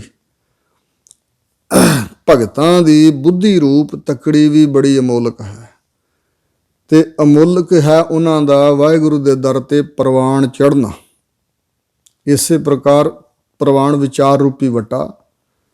ਔਰ ਇਸੇ ਤਰ੍ਹਾਂ ਜੋ ਵਾਹਿਗੁਰੂ ਤਰਾਜੂ 'ਚ ਪਾ ਕੇ ਤੋਲਦਾ ਜੀਆਂ ਦੇ ਕਰਮਾਂ ਨੂੰ। ਕਬੀਰ ਕਸੌਟੀ ਰਾਮ ਕੀ, ਝੂਠਾ ਟਿਕਿਆ ਨਾ ਕੋਏ, ਰਾਮ ਕਸੌਟੀ ਸੋ ਸਹਿ ਜੋ ਮਰਜੀਵਾ ਹੋਏ। ਕਸੌਟੀ, ਕਸਵੱਟੀ, ਕਸ ਕਸ ਮਨ ਕਸਵੱਟੀ ਲਾਵੇ। ਇਸ ਤਰ੍ਹਾਂ ਦੇ ਬਚਨ ਆਏ ਹਨ ਬਾਣੀ 'ਚ। ਇਉਂ ਜੀਆਂ ਨੂੰ ਤੋਲਣਾ, ਇਹਨਾਂ ਦੇ ਕਰਮਾਂ ਨੂੰ, ਤੇ ਕਸਵੱਟੀਆਂ ਸੇਕ ਵੀ ਪ੍ਰਮਾਤਮਾ ਲਾਉਂਦਾ ਇਸ ਪਰਮਾਰਥ ਦੇ ਮਾਰਗ 'ਤੇ ਚੱਲਣ ਵਾਲਿਆਂ ਨੂੰ। ਤੇ ਫਿਰ ਉਹਨਾਂ ਨੂੰ ਤੋਲਦਾ ਵੀ ਹੈ। ਖੋਟੇ ਖਰੇ ਪਰਖੀਅਨ ਸਾਹਿਬ ਕੈ ਦੀਵਾਨ, ਖੋਟੇ ਦਰਗਹਿ ਸੱਟੀ ਹੈ। ਸੋ ਇਸ ਪ੍ਰਕਾਰ ਜਿਹੜੇ ਖਰੇ ਹਨ, ਖਰੇ ਪਰਖ ਖਜ਼ਾਨੇ ਪਾਈਨ, ਖੋਟਿਆਂ ਨਾ ਹੀ ਥਾਓ। ਇਸ ਤਰ੍ਹਾਂ ਜਿਸ ਤੱਕੜੀ ਨਾਲ ਉਹ ਤੋਲਦਾ ਜੀਆਂ ਦੇ ਕਰਮਾਂ ਨੂੰ, ਉਹ ਤੁਲਾ ਵੀ ਅਮੋਲਕ ਹੈ। ਤੇ ਅਮੋਲਕ ਹੈ ਪ੍ਰਵਾਨ ਵੱਟਾ, ਵਿਚਾਰ ਰੂਪੀ ਵੱਟਾ। ਸੋ ਇਸ ਤਰ੍ਹਾਂ ਉਹਨਾਂ ਦਾ ਪ੍ਰਵਾਨ ਚੜ੍ਹਨਾ ਵੀ ਅਮੋਲਕ ਹੈ। ਭਾਵ ਕਿ ਪ੍ਰਵਾਨੇ ਜਾਣਾ, ਪਰਮਾਤਮਾ ਵੱਲੋਂ ਉਹਨਾਂ ਨੂੰ ਐਕਸੈਪਟ ਕਰ ਲੈਣਾ, ਪ੍ਰਵਾਨ ਕਰ ਲੈਣਾ, ਇਹ ਵੀ ਅਮੋਲਕ ਹੈ। ਅਮੁੱਲ ਬਖਸ਼ੀਸ ਅਮੁੱਲ ਨਿਸ਼ਾਨ, ਵਾਹਿਗੁਰੂ ਜੀ ਦੀ ਜਿਹੜੀ ਬਖਸ਼ੀਸ਼ ਹੈ ਇਹ ਵੀ ਬੜੀ ਅਮੋਲਕ ਹੈ। ਤੇ ਅਮੁੱਲ ਨਿਸ਼ਾਨ, ਬਖਸ਼ਿਸ਼ ਦਾ ਨਿਸ਼ਾਨ ਚਿੰਨ੍ਹ। ਜਦੋਂ ਕਿਸੇ ਦੇ ਉੱਪਰ ਬਖਸ਼ਿਸ਼ ਹੁੰਦੀ ਆ ਤੇ ਉਸ ਬਖਸ਼ਿਸ਼ ਦੀ ਕੋਈ ਨਿਸ਼ਾਨੀ ਵੀ ਪ੍ਰਗਟ ਹੁੰਦੀ ਹੈ। ਲੱਛਣ ਜਿਨ੍ਹਾਂ ਦਾ ਨਾਮ ਹੈ। ਲੱਛਣ, ਨਿਸ਼ਾਨ, ਤੇ ਨਿਸ਼ਾਨ ਦਾ ਅਰਥ ਲੇਖਾ ਵੀ ਹੈ, ਲੇਖ ਵੀ ਹੈ। ਨਿਸ਼ਾਨ ਦਾ ਅਰਥ ਨਗਾਰਾ ਵੀ, ਧੌਂਸਾ ਵੀ। ਨਿਸ਼ਾਨ ਦਾ ਅਰਥ ਟੋਂਬੂ, ਰਾਹਦਾਰੀ ਆਦਿਕ। ਨਿਸ਼ਾਨ ਦਾ ਅਰਥ ਪ੍ਰਗਟ ਹੋਣਾ ਵੀ ਹੈ। ਵਾਹਿਗੁਰੂ ਦੀ ਬਖਸ਼ਿਸ਼ ਵੀ ਅਮੋਲਕ ਹੈ। ਤੇ ਬਖਸ਼ਿਸ਼ ਦਾ ਨਿਸ਼ਾਨ ਪ੍ਰਗਟ ਹੋਣਾ, ਬਖਸ਼ਿਸ਼ ਦੀ ਨਿਸ਼ਾਨੀ, ਬਖਸ਼ਿਸ਼ ਦਾ ਲੇਖ, ਇਹ ਵੀ ਅਮੋਲਕ ਹੈ। ਅਮੁੱਲ ਕਰਮ ਅਮੁੱਲ ਫੁਰਮਾਨ, ਵਾਹਿਗੁਰੂ ਦੇ ਆਪਣੇ ਕਰਮ ਵੀ, ਜੋ ਪ੍ਰਮਾਤਮਾ ਕਰਮ ਕਰਤੱਵ ਕਰਦਾ, ਉਹ ਵੀ ਅਮੋਲਕ ਹਨ। ਪ੍ਰਮਾਤਮਾ ਦਾ ਜੋ ਫੁਰਮਾਨ ਹੈ ਉਹ ਵੀ ਅਮੋਲਕ ਹੈ। ਸੋ ਹਰ ਫੁਰਮਾਨ ਦਰਗਾਹ ਕਾ ਆਇਆ। ਸੋ ਇਉਂ ਪ੍ਰਮਾਤਮਾ ਦੇ ਦਰ ਤੋਂ ਜੋ ਫੁਰਮਾਨ ਜਾਰੀ ਹੁੰਦਾ ਉਹ ਵੀ ਅਮੋਲਕ ਹੈ। ਉਸ ਹੁਕਮ ਦੇ ਵਿੱਚ ਅਸੀਂ ਨੱਥੇ ਹੋਏ ਹਾਂ। ਹੁਕਮ ਤੋਂ ਬਾਹਰ ਅਸੀਂ ਕੁਛ ਨਹੀਂ ਕਰ ਸਕਦੇ, ਕੁਝ ਕਿਤੇ ਜਾ ਨਹੀਂ ਸਕਦੇ। ਤੇ ਇਸ ਪ੍ਰਕਾਰ ਵਾਹਿਗੁਰੂ ਜੀ ਦਾ ਜਿਹੜਾ ਕਰਮ ਹੈ ਲੋਕਾਂ ਦੇ ਉੱਪਰ, ਬਖਸ਼ਿਸ਼ਾਂ ਹਨ। ਤੇ ਕਰਮ ਜੋ ਕਰਤੱਵ ਹੈ ਵਾਹਿਗੁਰੂ ਦਾ, ਇਹ ਸੰਸਾਰ ਰਚਿਆ ਹੋਇਆ ਵੀ ਅਮੋਲਕ ਹੈ। ਔਰ ਫੁਰਮਾਨ ਵੀ, ਹੁਕਮ ਵੀ ਅਮੋਲਕ ਹੈ। ਅਮੁੱਲੋ ਅਮੁੱਲ ਆਖਿਆ ਨਾ ਜਾਏ, ਪਰਮਾਤਮਾ ਅਮੁੱਲੋ ਅਮੁੱਲ ਹੈ। ਪਿੱਛੇ ਵੀ ਅਮੋਲਕ ਸੀ, ਹੁਣ ਵੀ ਅਮੋਲਕ ਹੀ ਹੈ। ਕਿੰਨਾ ਕੁ ਅਮੋਲਕ ਹੈ ਆਖਿਆ ਨਾ ਜਾਏ, ਆਖਣ ਵਿੱਚ ਨਹੀਂ ਆਉਂਦਾ, ਕਥਨ ਨਹੀਂ ਕੀਤਾ ਜਾ ਸਕਦਾ। ਆਖ ਆਖ ਰਹੇ ਲਿਵ ਲਾਏ, ਆਖਣ ਵਾਲੇ ਆਖ ਆਖ ਕੇ। ਪਰਮਾਤਮਾ ਅਕਾਲ ਪੁਰਖ ਬਹੁਤ ਬੇਅੰਤ ਹੈ, ਵੱਡਾ ਹੈ, ਵੱਡਾ ਹੈ। ਬਹੁਤ ਲੋਕ ਆਖਣ ਵਾਲੇ ਪਿੱਛੇ ਵੀ ਆਖਦੇ ਰਹੇ, ਹੁਣ ਵੀ ਆਖ ਰਹੇ ਨੇ। ਲਿਵ ਲਾ ਲਾ ਕੇ ਰਹਿ ਗਏ ਪਰ ਅੰਤ ਨਹੀਂ ਆਇਆ। ਜਾਂ ਆਖ ਕੇ ਉਹਨਾਂ ਦੀ ਲਿਵ ਲੱਗ ਗਈ, ਫਿਰ ਉਹ ਚੁੱਪ ਹੀ ਹੋ ਗਏ। ਤੇ ਇਸ ਤਰ੍ਹਾਂ ਵਾਹਿਗੁਰੂ ਵਿੱਚ ਲਿਵ ਲਾ ਕੇ ਰਹਿ ਰਹੇ ਨੇ। ਕੌਣ ਕੌਣ ਆਖਦੇ ਨੇ ਜੀ? ਤਾਂ ਹਜ਼ੂਰ ਕਹਿੰਦੇ ਨੇ ਅੱਖ ਹੈ ਵੇਦ ਪਾਠ ਪੁਰਾਣ। ਆਖਦੇ ਹਨ ਬ੍ਰਹਮਾ ਵਰਗੇ 4 ਵੇਦਾਂ ਨੂੰ ਰਚਣ ਵਾਲੇ, ਤੇ ਆਖਦੇ ਹਨ ਵੇਦਾਂ ਦਾ ਪਾਠ ਕਰਨ ਵਾਲੇ ਵੇਦ ਪਾਠੀ, ਵੇਦਾਂ ਨੂੰ ਵਿਚਾਰਨ ਵਾਲੇ, ਉਹ ਵੀ ਵੇਦਾਂ ਦੁਆਰਾ ਆਖ ਰਹੇ ਨੇ। ਪੁਰਾਣਾਂ ਦਾ ਪਾਠ ਕਰਨ ਵਾਲੇ ਤੇ ਪੁਸਤਕ ਪਾਠ ਵਿਆਕਰਨ ਵਿਚਾਰਾ, ਜਿਵੇਂ ਪਾਣਨੀ ਮੁਨੀ ਵਰਗੇ ਵਿਆਕਰਨ ਨੂੰ ਰਚਣ ਵਾਲੇ, ਉਹ ਵੀ ਆਖਦੇ ਰਹੇ। 18 ਪੁਰਾਣਾਂ ਨੂੰ ਰਚਣ ਵਾਲੇ ਬਿਆਸ ਰਿਖੀ ਜੀ ਵਿਸ਼ਿਸ਼ਟ ਆਦਿਕ, ਉਹ ਵੀ ਆਖਦੇ ਹਨ। ਤੇ ਪੁਰਾਣਾਂ ਦਾ ਪਾਠ ਕਰਨ ਵਾਲੇ, ਪੁਰਾਣਾ ਵੇਦਾਂ ਨੂੰ ਪੜ੍ਹਨ ਵਾਲੇ ਵੀ ਆਖੀ ਜਾ ਰਹੇ ਹਨ। ਆਖਿਆ ਹੈ ਪੜ੍ਹੇ ਕਰਹਿ ਵਖਿਆਣ। ਪਰਮਾਤਮਾ ਬਾਰੇ ਹੀ ਆਖਦੇ ਹਨ ਪੜ੍ਹੇ ਹੋਏ ਲੋਕ, ਜਿਨ੍ਹਾਂ ਨੇ ਅੱਖਰ ਪੜ੍ਹ ਕੇ ਵਿਦਿਆ ਇਕੱਠੀ ਕੀਤੀ ਆਪਣੇ ਕੋਲ, ਉਹ ਵੀ ਬੜੇ ਤਰ੍ਹਾਂ ਦੇ ਵਖਿਆਣ ਕਰਦੇ ਹਨ। ਉਹ ਵੀ ਪਰਮਾਤਮਾ ਬਾਰੇ ਹੀ ਆਖ ਰਹੇ ਨੇ। ਸਿੱਧੇ ਅਸਿੱਧੇ ਢੰਗ ਨਾਲ ਸਭ ਉਸੇ ਪਰਮਾਤਮਾ ਦਾ ਜ਼ਿਕਰ ਹੋ ਰਿਹਾ। ਆਖਿਆ ਹੈ ਬ੍ਰਹਮੇ ਆਖਿਆ ਹੈ ਇੰਦ। ਬ੍ਰਹਮਾ ਜਿਸ ਨੇ ਸ੍ਰਿਸ਼ਟੀ ਬਣਾਈ ਹੈ, ਕਹਿੰਦੇ ਵਾਹਿਗੁਰੂ ਦੀ ਰਜ਼ਾ ਵਿੱਚ, ਉਹ ਵੀ ਪਰਮਾਤਮਾ ਨੂੰ ਆਖ ਰਿਹਾ ਹੈ। ਬ੍ਰਹਮੇ ਵਰਗੇ ਕੋਟ ਬ੍ਰਹਮੇ ਜਗ ਸਾਜਣ ਲਾਏ। ਇੱਕ ਬ੍ਰਹਮਾ ਨਹੀਂ, ਖਬਰੇ ਕਿੰਨੇ ਕੁ ਪਰਮਾਤਮਾ ਨੇ ਕਰੋੜਾਂ ਹੀ ਬ੍ਰਹਮੇ ਰਚੇ ਹਨ। ਸੋ ਆਖਿਆ ਹੈ ਇੰਦ। ਸੁਰਗ ਆਦਿਕ ਦੇ ਜਿਹੜੇ ਰਾਜੇ ਹਨ, ਇੰਦਰ ਵਰਗੇ, ਉਹ ਵੀ ਪਰਮਾਤਮਾ ਨੂੰ ਆਖ ਰਹੇ ਨੇ। ਆਖਿਆ ਹੈ ਗੋਪੀ ਤੈ ਗੋਵਿੰਦ। ਗੋਪੀ ਕ੍ਰਿਸ਼ਨ ਜੀ ਦੀਆਂ ਗੋਪੀਆਂ ਅਤੇ ਗੋਵਿੰਦ ਕ੍ਰਿਸ਼ਨ ਜੀ ਵਰਗੇ ਆਪ, ਉਹ ਵੀ ਪਰਮਾਤਮਾ ਨੂੰ ਆਖ ਰਹੇ ਹਨ ਕਿ ਬਹੁਤ ਵੱਡਾ ਹੈ, ਬਹੁਤ ਵੱਡਾ। ਆਖਿਆ ਹੈ ਈਸ਼ਰ। ਆਖਿਆ ਹੈ ਸਿੱਧ। ਈਸ਼ਰ ਸ਼ਿਵ ਜੀ ਵਰਗੇ, ਮਹਾਦੇਵ ਜੀ ਵਰਗੇ ਵੀ ਆਖ ਰਹੇ ਨੇ। ਔਰ 84 ਸਿੱਧ, ਗੋਰਖਨਾਥ ਦੇ ਚੇਲੇ ਤੇ ਹੋਰ ਸਿੱਧ ਪੁਰਖ, ਸਿੱਧੀ ਨੂੰ ਪ੍ਰਾਪਤ ਹੋਏ, ਕਾਮਯਾਬੀ ਨੂੰ ਪ੍ਰਾਪਤ ਹੋਏ। ਦੇਵਤਿਆਂ ਤੋਂ ਥੱਲੇ ਦਰਜਾ ਮੰਨਿਆ ਗਿਆ ਗ੍ਰੰਥਾਂ 'ਚ ਸਿੱਧਾਂ ਦਾ। ਸਿੱਧ ਪੁਰਖ ਕਾਮਯਾਬ ਹੋ ਚੁੱਕੇ। ਆਖਿਆ ਹੈ ਕੇਤੇ ਕੀਤੇ ਬੁੱਧ। ਔਰ ਵਾਹਿਗੁਰੂ ਦੇ ਕੇਤੇ ਕਿੰਨੇ ਕੁ ਕੀਤੇ, ਪੈਦਾ ਕੀਤੇ, ਬਣਾਏ ਹੋਏ ਬੁੱਧ, ਬੌਧ ਅਵਤਾਰ, ਇਸੇ ਤਰ੍ਹਾਂ ਬੁੱਧੀਵਾਨ ਲੋਕ, ਬੁੱਧ ਨਛੱਤਰ ਆਦਿਕ ਤੇ ਮਹਾਤਮਾ ਬੁੱਧ ਜੀ ਵਰਗੇ, ਇਹ ਸਾਰੇ ਹੀ ਜੋ ਪਰਮੇਸ਼ਰ ਦੇ ਪੈਦਾ ਕੀਤੇ ਹੋਏ ਨੇ, ਵਾਹਿਗੁਰੂ ਜੀ ਨੂੰ ਆਖ ਰਹੇ ਨੇ। ਆਖਿਆ ਹੈ ਦਾਨਵ। ਆਖਿਆ ਹੈ ਦੇਵ। ਆਖਦੇ ਹਨ ਰਾਖਸ਼, ਦਾਨਵ ਆਦਿਕ, ਦੇਵ ਲੂਤ ਵਰਗੇ, ਜਾਂ ਪ੍ਰਹਿਲਾਦ ਜੀ ਦਾਨਵਾਂ ਦੀ ਬੰਸ ਵਿੱਚ ਹੋਏ ਨੇ। ਉਹਨਾਂ ਦਾਨਵਾਂ ਵਿੱਚ ਵੀ ਜਿਵੇਂ ਭਵੀਖਣ ਆਦਿਕ, ਰਾਵਣ ਦਾ ਭਰਾ ਸੀ, ਇਤਿਆਦਿਕ, ਉਹ ਵੀ ਆਖਦੇ ਹਨ ਪਰਮਾਤਮਾ ਬਾਰੇ। ਆਖਿਆ ਹੈ ਦੇਵ। ਦੇਵਤੇ ਵੀ ਜਿਵੇਂ 33 ਕਰੋੜ ਆਦਿਕ ਹਨ, ਜਾਂ ਦੇਵ ਦੈਵੀ ਗਿਆਨ ਵਾਲੇ, ਦਿਵ ਦ੍ਰਿਸ਼ਟੀ ਵਾਲੇ, ਉਹ ਦੇਵਤੇ ਬ੍ਰਹਸਪਤ ਵਰਗੇ ਵੀ ਪਰਮਾਤਮਾ ਨੂੰ ਆਖਦੇ ਪਏ ਨੇ। ਆਖਿਆ ਹੈ ਸੁਰ ਨਰ ਮੁਨ ਜਨ ਸੇਵ। ਆਖਦੇ ਹਨ ਸੁਰ, ਸੁਰਗ ਆਦਿਕ ਦੇ ਦੇਵਤੇ, ਨਰ ਮਨੁੱਖ ਇਸ ਦੁਨੀਆ ਦੇ, ਔਰ ਮੁਨੀ ਜਨ ਮੰਨਣਸ਼ੀਲ ਮਹਾਤਮਾ। ਕੁਝ ਕਹਿੰਦੇ ਦੁਨੀਆ ਵਿੱਚ ਵੀ ਰਹਿੰਦੇ ਨੇ ਤੇ ਬਾਹਰ ਵੀ ਰਹਿੰਦੇ ਜੰਗਲਾਂ ਆਦਿਕਾਂ 'ਚ, ਉਹਨਾਂ ਨੂੰ ਮੁਨੀ ਕਹਿ ਦਿੰਦੇ ਨੇ। ਸੋ ਇਸ ਪ੍ਰਕਾਰ ਮੰਨਣਸ਼ੀਲ ਮੁਨੀ ਜਨ ਤੇ ਜਨ ਪਰਮਾਤਮਾ ਦੇ ਭਗਤ, ਸੇਵ ਸੇਵਕ। ਤੇ ਇਸੇ ਤਰ੍ਹਾਂ ਹਜ਼ੂਰ ਕਹਿੰਦੇ ਨੇ ਕੇਤੇ ਆਖਿਆ ਆਖਣ ਪਾਹੇ। ਕੇਤੇ ਆਖਦੇ ਪਏ ਨੇ। ਕੇਤੇ ਕਿੰਨੇ ਕੁ ਆਉਣ ਵਾਲੇ ਸਮੇਂ 'ਚ ਆਖਣ ਨੂੰ ਪੈਣਗੇ, ਭਾਵ ਆਖਣ ਨੂੰ ਪ੍ਰਾਪਤ ਕਰਨਗੇ। ਉਹਨਾਂ ਨੂੰ ਸ਼ਕਤੀ ਪਰਮਾਤਮਾ ਵੱਲੋਂ ਮਿਲੇਗੀ ਤਾਂ ਹੀ ਉਹ ਆਖਣਗੇ। ਕਿੰਨੇ ਕੁ ਹੁਣ ਆਖ ਰਹੇ ਨੇ, ਕਿੰਨੇ ਕੁ ਆਉਣ ਵਾਲੇ ਸਮੇਂ 'ਚ ਆਖਣ ਨੂੰ ਪ੍ਰਾਪਤ ਹੋਣਗੇ। ਕੇਤੇ ਕਹਿ ਉੱਠ ਜਾਹੇ। ਕਿੰਨੇ ਕੁ ਹਨ ਉਹ ਜੋ ਕਹਿ ਕੇ ਇਸ ਦੁਨੀਆ 'ਤੇ ਕਥਨ ਕਰ ਕੇ ਉੱਠ ਕੇ ਜਾਹੇ ਚਲੇ ਜਾ ਰਹੇ ਹਨ ਇਸ ਸੰਸਾਰ ਤੋਂ। ਕਿ ਇੱਥੇ ਕੀਤੇ ਹੋਰ ਕਰੇ ਹੈ। ਇੰਨੇ ਕੀਤੇ ਹਨ ਪਰਮਾਤਮਾ ਨੇ ਪਹਿਲਾਂ, ਤੇ ਹੋਰ ਇੰਨੇ ਕਰ ਦਵੇ ਜੇ ਆਉਣ ਵਾਲੇ ਸਮੇਂ 'ਚ ਪੈਦਾ, ਤਾਂ ਆਖ ਨਾ ਸਕੈ ਕਈ ਕੇ। ਕੋਈ ਕਿ ਕਿੰਨੇ ਹੋਰ ਜੋ ਵਾਹਿਗੁਰੂ ਦੇ ਰਚੇ ਹੋਏ ਨੇ, ਆਖ ਨਾ ਸਕੈ। ਫਿਰ ਵੀ ਪਰਮਾਤਮਾ ਐਡਾ ਬੇਅੰਤ ਹੈ ਕਿ ਉਹ ਪੂਰਨ ਤੌਰ 'ਤੇ ਆਖ ਨਹੀਂ ਸਕਣਗੇ। ਲੱਖਣਾ ਬਿਰਤੀ ਕਰਕੇ ਆਖਦੇ ਨੇ ਲੋਕ, ਪਰ ਸ਼ਕਤੀ ਤੇ ਬਿਰਤੀ ਕਰਕੇ ਮੁਕੰਮਲ ਤੌਰ 'ਤੇ ਤਾਂ ਆਖਿਆ ਨਹੀਂ ਜਾ ਸਕਦਾ ਕਿੱਡਾ ਕੁ ਵੱਡਾ। ਹਜ਼ੂਰ ਕਹਿੰਦੇ ਨੇ ਜੀਵੜ ਭਾਵੈ ਤੇਵੜ ਹੋਏ। ਪਰਮਾਤਮਾ ਨੂੰ ਜਿੱਡਾ ਕੁ ਵੱਡਾ ਹੋਣਾ ਪਾਉਂਦਾ ਹੈ, ਜਿੱਡਾ ਵੱਡਾ ਉਹ ਹੋਣਾ ਚਾਹੁੰਦਾ ਹੈ, ਓਡਾ ਵੱਡਾ ਹੀ ਹੋ ਜਾਂਦਾ। ਜਿੱਡਾ ਮਰਜ਼ੀ ਵੱਡਾ ਵਿਸਥਾਰ ਕਰ ਲਵੇ, ਆਪਣੀ ਕੁਦਰਤ ਦਾ। ਅਨਕ ਰੂਪ ਖਿਨ ਮਾਹੇ ਕੁਦਰਤ ਧਾਰਦਾ। ਆਪਣੀ ਕੁਦਰਤ ਦੁਆਰਾ, ਆਪਣੀ ਸ਼ਕਤੀ ਦੁਆਰਾ ਅਨੇਕਾਂ ਰੂਪ ਖਿਨ ਵਿੱਚ ਹੀ ਧਾਰਨ ਕਰ ਲੈਂਦਾ। ਨਾਨਕ ਜਾਣੈ ਸਾਚਾ ਸੋਏ। ਹਜ਼ੂਰ ਕਹਿੰਦੇ ਨੇ ਸੋਏ ਉਹ ਜੋ ਪਰਮਾਤਮਾ ਹੈ ਸੱਚ ਸਰੂਪ।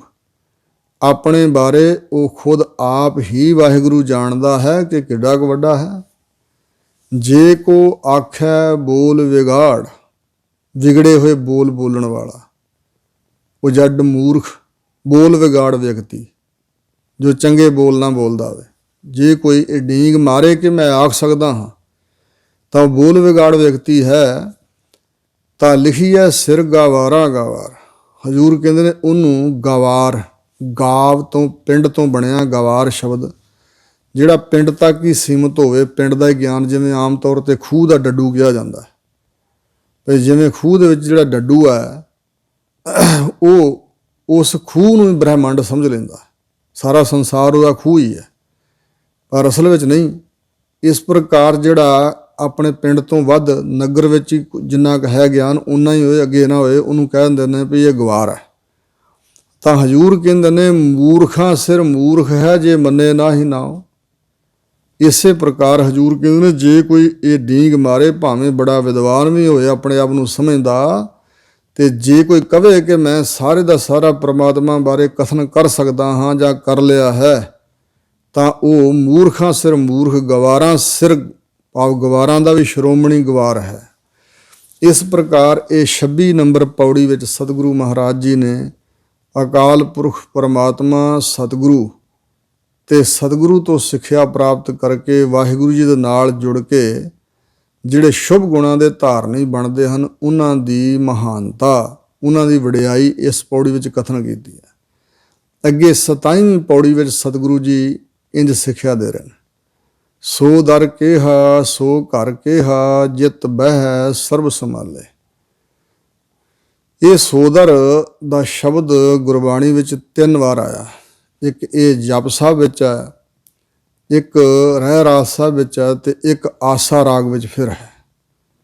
ਇਉਂ ਉਥਾਨਕਾਂ ਵੀ 3 ਮੰਨੀਆਂ ਗਈਆਂ ਨੇ। ਇੱਕ ਤੇ ਕਹਿੰਦੇ ਸਿੱਧਾਂ ਨਾਲ ਵਿਚਾਰ ਗੋਸ਼ਟੀ ਜਦੋਂ ਹੋਈ ਹੈ, ਉਹਨਾਂ ਸਿੱਧਾਂ ਨੇ ਪਰਮਾਤਮਾ ਦੇ ਦਰ ਤੇ ਘਰ ਬਾਰੇ ਪੁੱਛਿਆ ਤਾਂ ਸਤਿਗੁਰੂ ਜੀ ਨੇ ਇਹ ਪੌੜੀ ਉਚਾਰਨ ਕੀਤੀ ਹੈ। ਇੱਕ ਜਿਹੜਾ ਰਹਿ ਰਾਸ ਸਾਹਿਬ ਵਿੱਚ ਸ਼ਬਦ ਹੈ ਸਤਿਗੁਰੂ ਮਹਾਰਾਜ ਨੇ ਉਹ ਉਚਾਰਿਆ ਕਰਤਾਰਪੁਰ ਸਾਹਿਬ ਵਿਖੇ। ਤੇ ਇੱਕ ਬੇਬੇ ਨਾਨਕ ਜੀ ਦੇ ਪੁੱਛਣ ਤੋਂ ਕਿ ਵਾਹਿਗੁਰੂ ਦਾ ਦਰ ਘਰ ਕਿਹੋ ਜਿਹਾ, ਤਾਂ ਸਤਿਗੁਰੂ ਜੀ ਨੇ ਉਹ ਆਸਾ ਰਾਗ ਵਿੱਚ ਉਚਾਰਨ ਕੀਤਾ ਹੈ। ਹਜ਼ੂਰ ਕਹਿੰਦੇ ਨੇ ਸੋ ਦਰ ਕਿਹਾ। ਉਸ ਪਰਮਾਤਮਾ ਦਾ ਜੋ ਦਰ ਹੈ, ਦਰਵਾਜ਼ਾ ਹੈ ਉਸ ਦਾ, ਉਹਦੇ ਘਰ ਦਾ ਦਰਵਾਜ਼ਾ, ਉਹ ਕਿਹੋ ਜਿਹਾ ਕਥਨ ਕਰੀਏ, ਕੈਸਾ ਆਸ਼ਚਰਜ ਹੈ। ਔਰ ਇਹਦੇ ਬਾਰੇ ਵੱਖਰੇ ਵੱਖਰੇ ਖਿਆਲ ਵਿਦਵਾਨਾਂ ਦਿੱਤੇ ਨੇ, ਸਾਰੇ ਢੁਕਦੇ ਹਨ ਤਕਰੀਬਨ। ਤੇ ਦਰ ਦਰਵਾਜ਼ਾ ਗੁਰੂ ਹੈ ਤੇ ਘਰ ਪਰਮੇਸ਼ਰ ਹੈ। ਇਸੇ ਤਰ੍ਹਾਂ ਘਰ ਹੈ ਸਰੂਪ ਤੇ ਘਰ ਦਾ ਗਿਆਨ ਦਰਵਾਜ਼ਾ ਹੈ। ਦਰਵਾਜ਼ਾ ਨਾ ਹੋਏ ਤੇ ਘਰ ਵਿੱਚ ਨਹੀਂ ਲੰਘਿਆ ਜਾ ਸਕਦਾ। ਘਰ ਵਿੱਚ ਅੰਦਰ ਪ੍ਰਵੇਸ਼ ਕਰਨ ਲਈ ਦਰ ਹੁੰਦਾ, ਦਰਵਾਜ਼ਾ ਹੁੰਦਾ। ਪਰਮਾਤਮਾ ਤੱਕ ਪਹੁੰਚਣ ਲਈ ਦਰ ਦਰਵਾਜ਼ਾ ਗੁਰੂ ਮਹਾਰਾਜ ਹਨ। ਔਰ ਇਸੇ ਪ੍ਰਕਾਰ ਇਹ ਸਰੀਰ ਇੱਕ ਦਰ ਹੈ ਤੇ ਘਰ ਸਰੂਪ ਦਾ ਗਿਆਨ ਹੈ। ਇਸੇ ਤਰ੍ਹਾਂ ਇਹ ਸਤ ਸੰਗਤ ਜੋ ਹੈ ਇਹ ਘਰ ਹੈ ਤੇ ਦਰ ਇਹ ਸਰੀਰ ਹੈ। ਇਸ ਸਰੀਰ ਦੁਆਰਾ ਹੀ ਸਤ ਸੰਗਤ ਹੋ ਸਕਦੀ ਹੈ। ਮਨੁੱਖਾ ਦੇਹੀ ਜੋ ਹੈ ਇਹ ਦਰ ਹੈ। ਤੇ ਨਿਜ ਘਰ ਮੇਰੋ ਸਾਧ ਸੰਗ ਨਾਰਦ ਮੁਨ, ਇਹ ਬਚਨ ਲਿਖੇ ਹੋਏ ਨੇ ਕਿ ਹੇ ਨਾਰਦ ਮੁਨੀ ਜੀ, ਮੇਰਾ ਜਿਹੜਾ ਘਰ ਹੈ ਉਹ ਸਾਧ ਸੰਗਤ ਹੈ। ਵਿੱਚ ਸੰਗਤ ਹਰ ਪ੍ਰਭ ਵਸੈ ਜੀ। ਫਿਰ ਸਤ ਸੰਗਤ ਹੀ ਘਰ ਹੋਇਆ ਨਾ ਵਾਹਿਗੁਰੂ ਦਾ। ਤਹਾਂ ਬੈਕੁੰਠ ਜਹ ਕੀਰਤਨ ਤੇਰਾ, ਤੇ ਵਾਹਿਗੁਰੂ ਨੂੰ ਬੈਕੁੰਠ ਵਿੱਚ ਵਸਦਾ ਕਿਹਾ ਜਾਂਦਾ। ਸਾਧ ਸੰਗਤ ਸੱਚਖੰਡ ਵਸੰਦਾ, ਭਾਈ ਗੁਰਦਾਸ ਜੀ ਇਤਿਆਦਿਕ। ਹਜ਼ੂਰ ਕਹਿੰਦੇ ਨੇ ਉਹ ਦਰ ਕਿਹੋ ਜਿਹਾ ਹੈ, ਉਹ ਘਰ ਕਿਹੋ ਜਿਹਾ, ਕੈਸਾ ਆਸ਼ਚਰਜ ਹੈ ਜਿਤ ਬਹਿ ਸਰਬ ਸੰਭਾਲੇ। ਇਹ ਵੀ ਅਰਥ ਨਿਕਲਦਾ ਕਿ ਉਹ ਦਰ ਤੇ ਉਹ ਘਰ ਸਤਸੰਗਤ ਕਿਹੋ ਜਿਹਾ ਜਿੱਥੇ ਬਹਿ ਕੇ ਸਰਬ ਸਾਰੇ ਸੰਭਾਲਦੇ, ਚੇਤੇ ਕਰਦੇ ਹਨ ਵਾਹਿਗੁਰੂ ਨੂੰ। ਔਰ ਵਾਹਿਗੁਰੂ ਦਾ ਉਹ ਦਰ ਤੇ ਉਹ ਘਰ ਕਿਹੋ ਜਿਹਾ, ਕੈਸਾ ਆਸ਼ਚਰਜ ਹੈ, ਕਿਹੋ ਜਿਹਾ ਕਥਨ ਕਰੀਏ ਜਿੱਥੇ ਬੈਠ ਕੇ ਵਾਹਿਗੁਰੂ ਜੀ, ਕਿਉਂਕਿ ਸਾਰਾ ਸੰਸਾਰ ਹੀ ਉਸ ਦਾ ਘਰ ਹੈ, ਜਿੱਥੇ ਬੈਠ ਕੇ ਸਰਬ ਸਭਨਾਂ ਦੀ ਸੰਭਾਲ ਕਰ ਰਿਹਾ ਵਾਹਿਗੁਰੂ। ਵਾਜੇ ਨਾਦ ਅਨੇਕ ਅਸੰਖਾ, ਕੇਤੇ ਵਾਵਣ ਹਾਰੇ। ਸਤਿਗੁਰੂ ਜੀ ਕਹਿੰਦੇ ਨੇ ਵਾਹਿਗੁਰੂ ਦੇ ਦਰ 'ਤੇ ਨਾਦ ਜਿਹੜੇ ਸ਼ਾਦੀਏ ਨੇ ਹਨ। ਨਾਦ ਨਾਮ ਆਵਾਜ਼ ਦਾ ਵੀ ਹੈ, ਸ਼ਬਦ ਦਾ, ਪਰ ਇੱਥੇ ਨਾਦ ਦਾ ਅਰਥ ਹੈ ਸਾਜ਼। ਵਾਜੇ ਅਨੇਕਾਂ ਤਰ੍ਹਾਂ ਦੇ ਵਾਜੇ ਵੱਜ ਰਹੇ ਨੇ, ਅਣਗਿਣਤ, ਕੇਤੇ ਵਾਵਣ ਹਾਰੇ। ਅਤੇ ਉਹਨਾਂ ਸਾਜ਼ਾਂ ਨੂੰ ਵਾਵਣ ਵਜਾਉਣ ਵਾਲੇ ਵਜੰਤਰੀ ਵੀ ਕਿੰਨੇ ਕੁ ਹਨ। ਕੇਤੇ ਰਾਗ ਪਰੀ ਸਿਉ ਕਹੀਅਨ, ਕੇਤੇ ਗਾਵਣ ਹਾਰੇ। ਕਿੰਨੇ ਕੁ ਰਾਗ ਹਨ ਪਰੀਆਂ ਸਮੇਤ ਕਹੀਦੇ ਹਨ, ਭਾਵ ਗਾਏ ਜਾਂਦੇ ਹਨ। ਕਿੰਨੇ ਕੁ ਰਾਗ, ਜਿਵੇਂ ਰਾਗਮਾਲਾ ਵਿੱਚ 84 ਰਾਗ ਕਥਨ ਕੀਤੇ ਗਏ ਨੇ ਸਤਿਗੁਰੂ ਮਹਾਰਾਜ ਵੱਲੋਂ। 6 ਵੱਡੇ ਰਾਗ ਨੇ, ਮਲ ਕੌਸਕ ਹੈ, ਭੈਰੋਂ ਹੈ, ਸ੍ਰੀ ਰਾਗ ਹੈ, ਦੀਪਕ ਰਾਗ ਹੈ ਆਦਿਕ। 6 ਅਤੇ ਬਾਕੀ 30 ਉਹਨਾਂ ਦੀਆਂ ਰਾਗਣੀਆਂ ਅਤੇ 8-8 ਪੁੱਤਰ ਹਨ ਹਰ ਇੱਕ ਰਾਗ ਦੇ। ਇਸ ਤਰ੍ਹਾਂ ਕੁੱਲ 84 ਰਾਗ ਕਥਨ ਕੀਤੇ ਗਏ ਨੇ, ਪਰ ਇਹ ਮੁੱਖ ਨੇ। ਹੈ ਰਾਗ ਅਨੇਕਾਂ ਹੀ, 100ਵਾਂ ਦੀ ਗਿਣਤੀ 'ਚ ਹੋਣਗੇ, ਅਤੇ ਉਹਨਾਂ ਦੀਆਂ ਪਰੀਆਂ ਰਾਗਣੀਆਂ ਅੱਗੇ ਉਹਨਾਂ ਦੇ ਪੁੱਤਰ। ਇਸ ਪ੍ਰਕਾਰ ਕਿੰਨੇ ਕੁ ਰਾਗ ਰਾਗਣੀਆਂ ਸਮੇਤ ਕਹੀਦੇ ਹਨ, ਕੇਤੇ ਗਾਵਣ ਹਾਰੇ। ਕਿੰਨੇ ਕੁ ਉਹਨਾਂ ਰਾਗਾਂ ਨੂੰ ਗਾਉਣ ਵਾਲੇ ਹਨ, ਰਾਗ ਦੁਆਰਾ ਵਾਹਿਗੁਰੂ ਦਾ ਜਸ ਗਾਉਣ ਵਾਲੇ ਨੇ। ਫਿਰ ਮਹਾਰਾਜ ਹੁਣ ਸਾਰੀ ਸ੍ਰਿਸ਼ਟੀ ਵਿੱਚ ਪਰਮਾਤਮਾ ਨੂੰ ਗਾਇਆ ਜਾਂਦਾ ਵਿਖਾ ਰਹੇ ਨੇ ਸਤਿਗੁਰੂ ਜੀ। ਗਾਵਹਿ ਤੋਹਨੋ ਪਾਉਣ ਪਾਣੀ ਬੈ ਸੰਤਰ। ਜੋ ਮਰਿਆਦਾ ਵਿੱਚ ਚੱਲਣਾ ਹੈ, ਇਹ ਵਾਹਿਗੁਰੂ ਨੂੰ ਗਾਉਣਾ ਹੈ। ਹੇ ਵਾਹਿਗੁਰੂ ਜੀ, ਤੋਹਨੋ ਤੁਹਾਨੂੰ, ਪਾਉਣ ਪਵਨ ਦੇਵਤਾ ਵੀ, ਪਾਣੀ ਵੀ, ਬੈਸੰਤਰ ਵੀ, ਇਹ ਵੀ ਤੁਹਾਡੇ ਹੁਕਮ ਦੇ ਅੰਦਰ ਚੱਲ ਰਹੇ ਨੇ, ਤੁਹਾਨੂੰ ਹੀ ਗਾ ਰਹੇ ਨੇ। ਇੱਕ ਬਚਨ ਯਾਦ ਆਇਆ, ਇਹ ਸੰਤ ਸੁੰਦਰ ਸਿੰਘ ਖਾਲਸਾ ਭਿੰਡਰਾਂ ਵਾਲਿਆਂ ਨੂੰ ਉਹਨਾਂ ਦੇ ਵਿਦਿਆਰਥੀ ਸਿੰਘਾਂ ਵਿੱਚੋਂ 8 ਸਿੰਘਾਂ ਨੇ ਭਿੰਡਰ ਕਲਾਂ ਨਗਰ ਵਿਖੇ ਪੁੱਛਿਆ ਸੀ, ਪ੍ਰਸ਼ਨ ਕੀਤਾ ਵੀ ਮਹਾਂਪੁਰਸ਼ੋ ਤੁਸੀਂ ਕਥਾ ਸੁਣਾਉਂਦੇ ਹੋ, ਕਹਿੰਦੇ ਹੋ ਕਿ ਗੁਰੂ ਮਹਾਰਾਜ ਦੀ ਬਾਣੀ ਦਾ ਜੋ ਵੀ ਬਚਨ ਹੈ ਉਹ 100% ਸੱਤ ਹੈ, ਪੱਥਰ 'ਤੇ ਲੀਕ ਹੈ। ਅਤੇ ਕੁਝ ਬਚਨ ਐਸੇ ਗੁਰੂ ਗ੍ਰੰਥ ਸਾਹਿਬ ਵਿੱਚ ਆਉਂਦੇ ਨੇ ਜਿਨ੍ਹਾਂ ਨੂੰ ਸੁਣ ਕੇ ਬੜੀ ਅਸਚਰਜਤਾ ਹੁੰਦੀ ਹੈ। ਧਰਤ ਪਾਤਾਲ ਆਕਾਸ ਹੈ ਮੇਰੀ ਜਿੰਦੜੀਏ, ਸਭ ਹਰ ਹਰ ਨਾਮ ਧਿਆਵੈ ਰਾਮ। ਪੌਣ ਪਾਣੀ ਬੈ ਸੰਤਰੋ ਮੇਰੀ ਜਿੰਦੜੀਏ, ਨਿਤ ਹਰ ਹਰ ਹਰ ਜਸ ਗਾਵੈ ਰਾਮ। ਮਹਾਂਪੁਰਸ਼ੋ ਹੁਣ ਧਰਤੀ ਪਤਾਲ ਆਕਾਸ਼, ਪੌਣ ਹਵਾ, ਪਾਣੀ ਅਤੇ ਬਸੰਤਰ ਅੱਗ, ਇਹ ਕਿਵੇਂ ਰੱਬ ਦਾ ਜਸ ਗਾਉਂਦੇ? ਇਹਨਾਂ ਨੂੰ ਜ਼ਬਾਨਾਂ ਤਾਂ ਕੁਛ ਲੱਗੀਆਂ ਨਹੀਂ ਹੋਣਗੀਆਂ, ਅਤੇ ਇਹ ਕਿਵੇਂ ਜਸ ਗਾਉਂਦੇ ਨੇ? ਤਾਂ ਉਹ ਮਹਾਂਪੁਰਸ਼ ਕਹਿਣ ਲੱਗੇ ਵੀ ਸਿੰਘੋ, ਜੇ ਤੁਹਾਨੂੰ ਸ਼ੰਕਾ ਹੈ ਤਾਂ ਇਹ ਸ਼ੰਕਾ ਤੁਹਾਡੀ ਮੇਟ ਦਿੰਦੇ ਹਾਂ। ਤੁਸੀਂ ਸਣ ਕੇਸੀ ਇਸ਼ਨਾਨ ਕਰਕੇ ਉਜਲ ਵਸਤਰ ਧਾਰਨ ਕਰਕੇ ਆਓ ਸਾਡੇ ਨਾਲ। ਜਦੋਂ ਆਏ ਸਿੰਘ, ਉਹਨਾਂ 'ਚ ਸੰਤ ਗੁਰਬਚਨ ਸਿੰਘ ਜੀ ਵੀ ਉਦੋਂ ਵਿਦਿਆਰਥੀ ਸਨ, ਉਹ ਵੀ ਨਾਲ ਸੀ। ਅਤੇ ਉੱਥੇ ਭਿੰਡਰਾਂ ਵਿਖੇ ਅਕਾਲ ਕੁਟੀਆ ਨਾਂ ਦਾ ਉਹ ਕਮਰਾ ਅੱਜ ਵੀ ਮੌਜੂਦ ਹੈ। ਉੱਥੇ ਗੁਰੂ ਗ੍ਰੰਥ ਸਾਹਿਬ ਦਾ ਪ੍ਰਕਾਸ਼ ਹੁੰਦਾ ਸੀ। ਅਤੇ ਉੱਥੇ ਜਾ ਕੇ ਮਹਾਂਪੁਰਸ਼ਾਂ ਨੇ ਅਰਦਾਸ ਕੀਤੀ ਕਿ ਗੁਰੂ ਮਹਾਰਾਜ ਜੀ, ਆਪ ਜੀ ਦੇ ਪਵਿੱਤਰ ਬਚਨਾਂ 'ਤੇ ਇਹਨਾਂ ਸਿੰਘਾਂ ਨੂੰ ਸ਼ੰਕਾ ਫਰੀ ਹੈ, ਅਤੇ ਤੁਸੀਂ ਕਿਰਪਾ ਕਰੋ, ਇਹਨਾਂ ਦੇ ਸ਼ੰਕਾ ਮੇੜ ਦਿਓ। ਅਰਦਾਸ ਕਰਕੇ ਅਤੇ ਉਹਨਾਂ ਸਿੰਘਾਂ ਨੂੰ ਉੱਥੇ ਅੰਦਰੇ ਛੱਡ ਕੇ ਅਤੇ ਆਪ ਸੰਤ ਜੀ ਦਰਵਾਜ਼ਾ ਬੰਦ ਕਰਕੇ ਬਾਹਰ ਆ ਗਏ। ਤਾਂ ਉਹਨਾਂ ਸਿੰਘਾਂ ਨੇ ਦੱਸਿਆ ਕਿ ਉੱਥੇ ਗੁਰੂ ਮਹਾਰਾਜ ਦੇ ਦਰਸ਼ਨ ਕਰਦਿਆਂ ਕਰਦਿਆਂ ਸਾਡੇ ਸਰੀਰਾਂ 'ਚੋਂ ਜਾਪ ਸ਼ੁਰੂ ਹੋਇਆ, ਅਤੇ ਫਿਰ ਰੋਮ ਰੋਮ ਜਾਪ ਹੋਣ ਲੱਗ ਪਿਆ, ਅਤੇ ਹੋਰ ਹੀ ਕਿਸੇ ਆਨੰਦ ਵਿੱਚ, ਜਿਵੇਂ ਕਿਸੇ ਹੋਰ ਦੇਸ਼ ਵਿੱਚ ਚਲੇ ਜਾਈਏ, ਇੰਝ ਹੋਇਆ। ਫਿਰ ਗੁਰੂ ਗ੍ਰੰਥ ਸਾਹਿਬ ਮਹਾਰਾਜ ਦਾ ਪ੍ਰਕਾਸ਼ ਜਿੱਥੇ ਸੀ, ਉੱਥੇ ਬਹੁਤ ਜ਼ਿਆਦਾ ਚਾਨਣ ਪ੍ਰਕਾਸ਼ ਹੋਇਆ, ਅਤੇ 10 ਸਤਿਗੁਰਾਂ ਦੇ ਦਰਸ਼ਨ ਹੋਏ। ਤਾਂ ਉਸ ਵੇਲੇ ਸਤਿਗੁਰਾਂ ਨੇ ਬੋਲ ਕੇ ਕਿਹਾ, ਸਿੱਖੋ ਹੋਰ ਵੀ ਕੋਈ ਸ਼ੰਕਾ ਹੈ ਤਾਂ ਦੱਸੋ। ਤਾਂ ਫਿਰ ਕੀ ਹੋਇਆ ਕਿ ਕੰਧਾਂ 'ਚੋਂ, ਦਰਵਾਜ਼ਿਆਂ 'ਚੋਂ, ਥੱਲਿਓਂ ਫਰਸ਼ ਤੋਂ, ਸਾਰੇ ਪਾਸਿਆਂ ਤੋਂ ਬੜੀ ਤੀਬਰਤਾ ਨਾਲ ਉਹਨਾਂ ਨੂੰ ਜਾਪ ਸੁਣਨਾ ਸ਼ੁਰੂ ਹੋਇਆ, ਅਤੇ ਐਸੇ ਰਸ ਵਿੱਚ ਗੜੂੰਦ ਹੋ ਗਏ ਕਿ 16 ਪਹਿਰ ਰਹੇ ਉੱਥੇ। ਉਹ 16 ਪਹਿਰਾਂ ਬਾਅਦ ਫਿਰ ਸੰਤਾਂ ਨੇ ਅਰਦਾਸ ਕੀਤੀ ਅਤੇ ਉਹਨਾਂ ਦੀ ਅਵਸਥਾ ਫਿਰ ਪਲਟੀ, ਅਤੇ ਉਹਨਾਂ ਨੇ ਕਿਹਾ ਵੀ ਮਹਾਂਪੁਰਸ਼ੋ, ਇਹ ਤਾਂ ਬੜਾ ਸਮਾੜਾ ਸੀ, ਬੜਾ ਗਾੜਾ ਆਨੰਦ ਸੀ, ਤੁਸੀਂ ਸਾਨੂੰ ਵਾਪਸ ਕਿਉਂ ਲੈ ਆਂਦਾ? ਇੱਥੇ ਭੁੱਖ ਅਤੇ ਨੀਂਦ ਸਭ ਕੁਝ ਖਤਮ ਹੋ ਗਿਆ ਸੀ। ਅਤੇ ਉਹ ਸੰਤ ਕਹਿਣ ਲੱਗੇ, ਜਿਵੇਂ ਕੋਈ ਬੱਚਾ ਹੋਵੇ ਛੋਟੀ ਉਮਰ ਦਾ, ਉਹਦਾ ਪਿਤਾ ਜਾਂ ਵੱਡਾ ਭਰਾ ਉਹਨੂੰ ਮੇਲਾ ਵਿਖਾਉਣ ਲੈ ਕੇ ਜਾਂਦਾ, ਅਤੇ ਆਪਣੇ ਕੰਧਿਆਂ 'ਤੇ ਚੱਕ ਕੇ, ਮੋਢਿਆਂ 'ਤੇ ਚੁੱਕ ਚੁੱਕ ਕੇ ਮੇਲਾ ਵਿਖਾਉਂਦਾ, ਪਰ ਅਸਲ ਆਨੰਦ ਉਹਨੂੰ ਉਦੋਂ ਹੁੰਦਾ ਜਦੋਂ ਉਹ ਜਵਾਨ ਹੋ ਕੇ ਆਪਣੀ ਮਨਮਰਜ਼ੀ ਨਾਲ ਆਪਣੇ ਪੈਰਾਂ ਨਾਲ ਤੁਰ ਕੇ ਜਾ ਕੇ ਮੇਲਾ ਵੇਖੇ। ਇਹ ਜਿੰਨੀ ਕਮਾਈ ਅਸੀਂ ਕੀਤੀ ਹੈ ਹੁਣ ਤੱਕ, ਉਹਦੇ ਬਲਬੂਤੇ ਗੁਰੂ ਮਹਾਰਾਜ ਦੇ ਚਰਨਾਂ 'ਚ ਬੇਨਤੀ ਕਰਕੇ ਤੇ ਇਹ ਤੁਹਾਨੂੰ ਵਿਖਾਇਆ। ਹੁਣ ਤੁਹਾਨੂੰ ਨਿਸ਼ਚਾ ਆ ਗਿਆ, ਭਰੋਸਾ ਵੱਜ ਗਿਆ, ਆਪ ਜੋ ਅੱਖੀਂ ਵੇਖ ਲਿਆ ਤੇ ਭਰੋਸਾ ਆ ਗਿਆ। ਹੁਣ ਆਪ ਖੁਦ ਕਮਾਈ ਕਰਕੇ ਇਸ ਅਵਸਥਾ 'ਚ ਪਹੁੰਚੋਗੇ ਤੇ ਇਹਦੋਂ ਵੀ ਜ਼ਿਆਦਾ ਆਨੰਦ ਹੋਵੇਗਾ। ਇਸ ਪ੍ਰਕਾਰ ਬੜਾ ਕੁਛ ਐਸਾ ਹੈ ਜੋ ਸਾਨੂੰ ਦਿਸਦਾ ਨਹੀਂ, ਸਾਨੂੰ ਪਤਾ ਨਹੀਂ, ਪਰ ਉਹ ਅਵਸਥਾ ਬਣਨ ਕਰਕੇ ਪਤਾ ਲੱਗਦਾ ਵੀ ਕਿਆ ਹੈ। ਸਤਿਗੁਰੂ ਜੀ ਕਹਿ ਰਹੇ ਨੇ, ਗਾਵਹਿ ਤੋਹਨੋ ਪੌਣ ਪਾਣੀ ਬੈ ਸੰਤਰ। ਅਵਸਥਾ ਵਿੱਚ ਪੌਣ ਹਵਾ, ਪਾਣੀ ਤੇ ਅੱਗ ਵੀ ਰੱਬ ਦਾ ਜਸ ਗਾਉਂਦੇ ਪ੍ਰਤੀਤ ਹੁੰਦੇ ਨੇ। ਜਿਵੇਂ ਗੁਰੂ ਨਾਨਕ ਸਾਹਿਬ ਕਹਿੰਦੇ ਨੇ, ਮਰਦਾਨਾ ਜੀ ਹਰ ਹਟ ਪੀ ਤੂੰ ਤੂੰ ਕਰਹਿ ਬੋਲਹਿ ਭਲੀ ਬਾਣ। ਇਹ ਜਿਹੜਾ ਹਲਟ ਖੂਹ ਚੱਲ ਰਿਹਾ ਹੈ, ਇਹ ਵੀ ਤੂੰ ਤੂੰ ਬੋਲਦਾ। ਇਹਦਾ ਜਿਹੜਾ ਤੁੱਕਾ ਨਾ, ਇਹ ਹੋਰ ਨਹੀਂ ਕੁਛ ਬੋਲਦਾ, ਤੂੰ ਤੂੰ ਕਹਿ ਰਿਹਾ।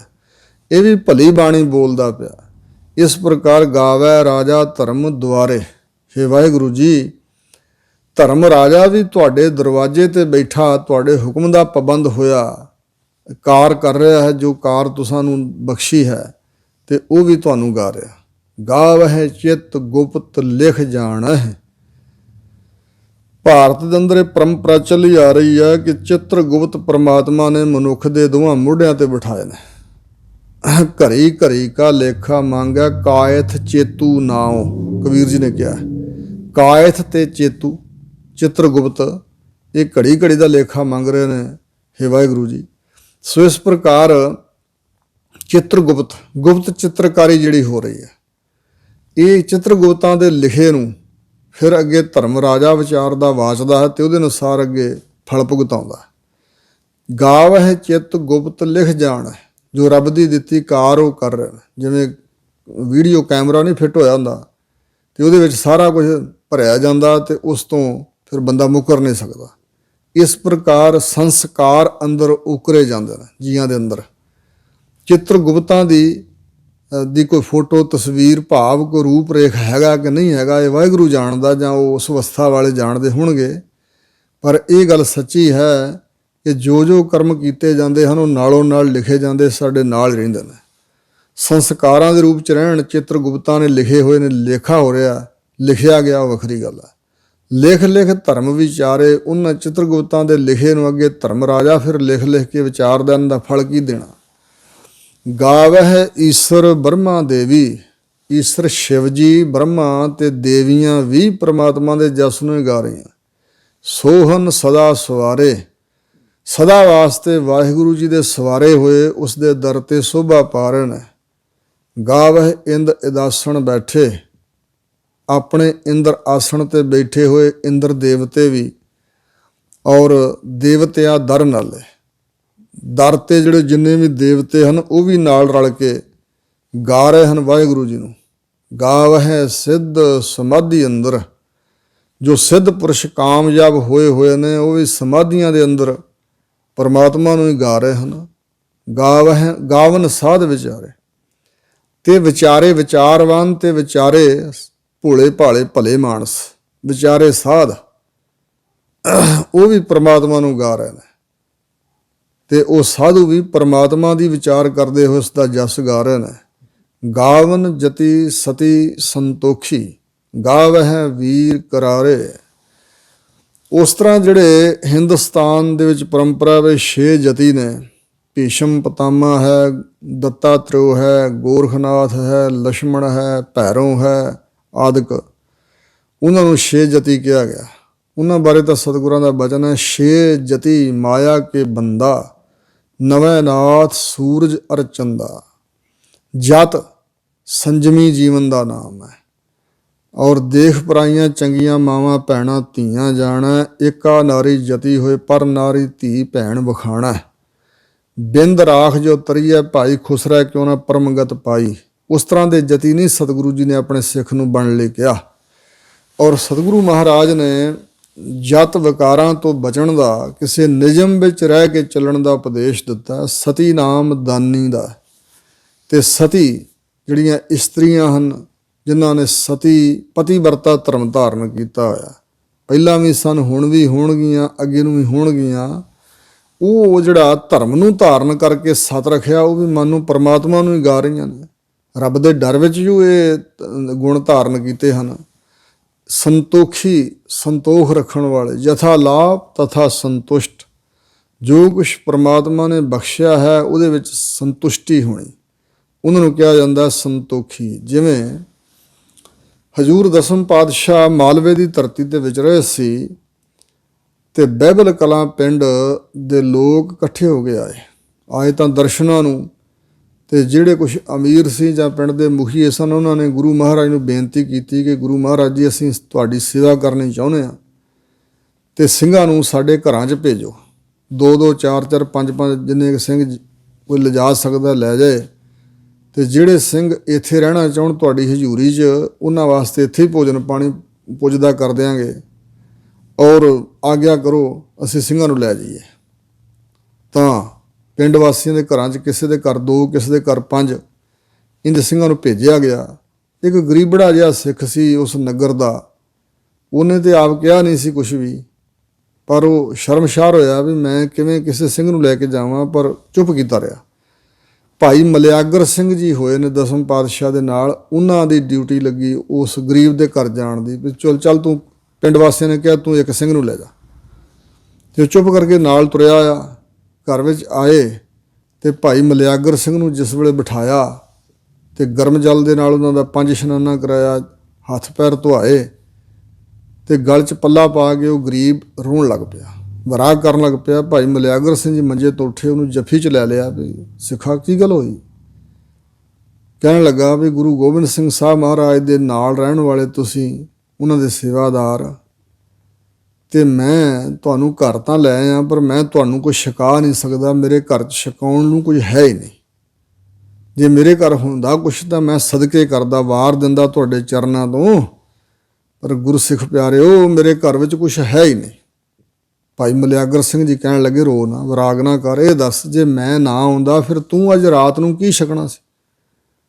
ਉਹ ਕਹਿਣ ਲੱਗਾ ਜਦੋਂ ਕਿਤੇ ਰੋਟੀ ਮਿਲ ਜਾਏ, ਆਟਾ ਸਿੱਧਾ ਮਿਲ ਜਾਏ, ਉਦੋਂ ਤਾਂ ਮੈਂ ਪਕਾ ਕੇ ਛਕ ਲੈਣਾ, ਪਰ ਜਦੋਂ ਰੋਟੀ ਨਹੀਂ, ਆਟਾ ਨਹੀਂ ਹੁੰਦਾ ਘਰ 'ਚ, ਉਦੋਂ ਫਿਰ ਮੈਂ ਆ ਪੀਲੂ ਤੋੜ ਕੇ ਰੱਖੇ ਹੋਏ ਨੇ।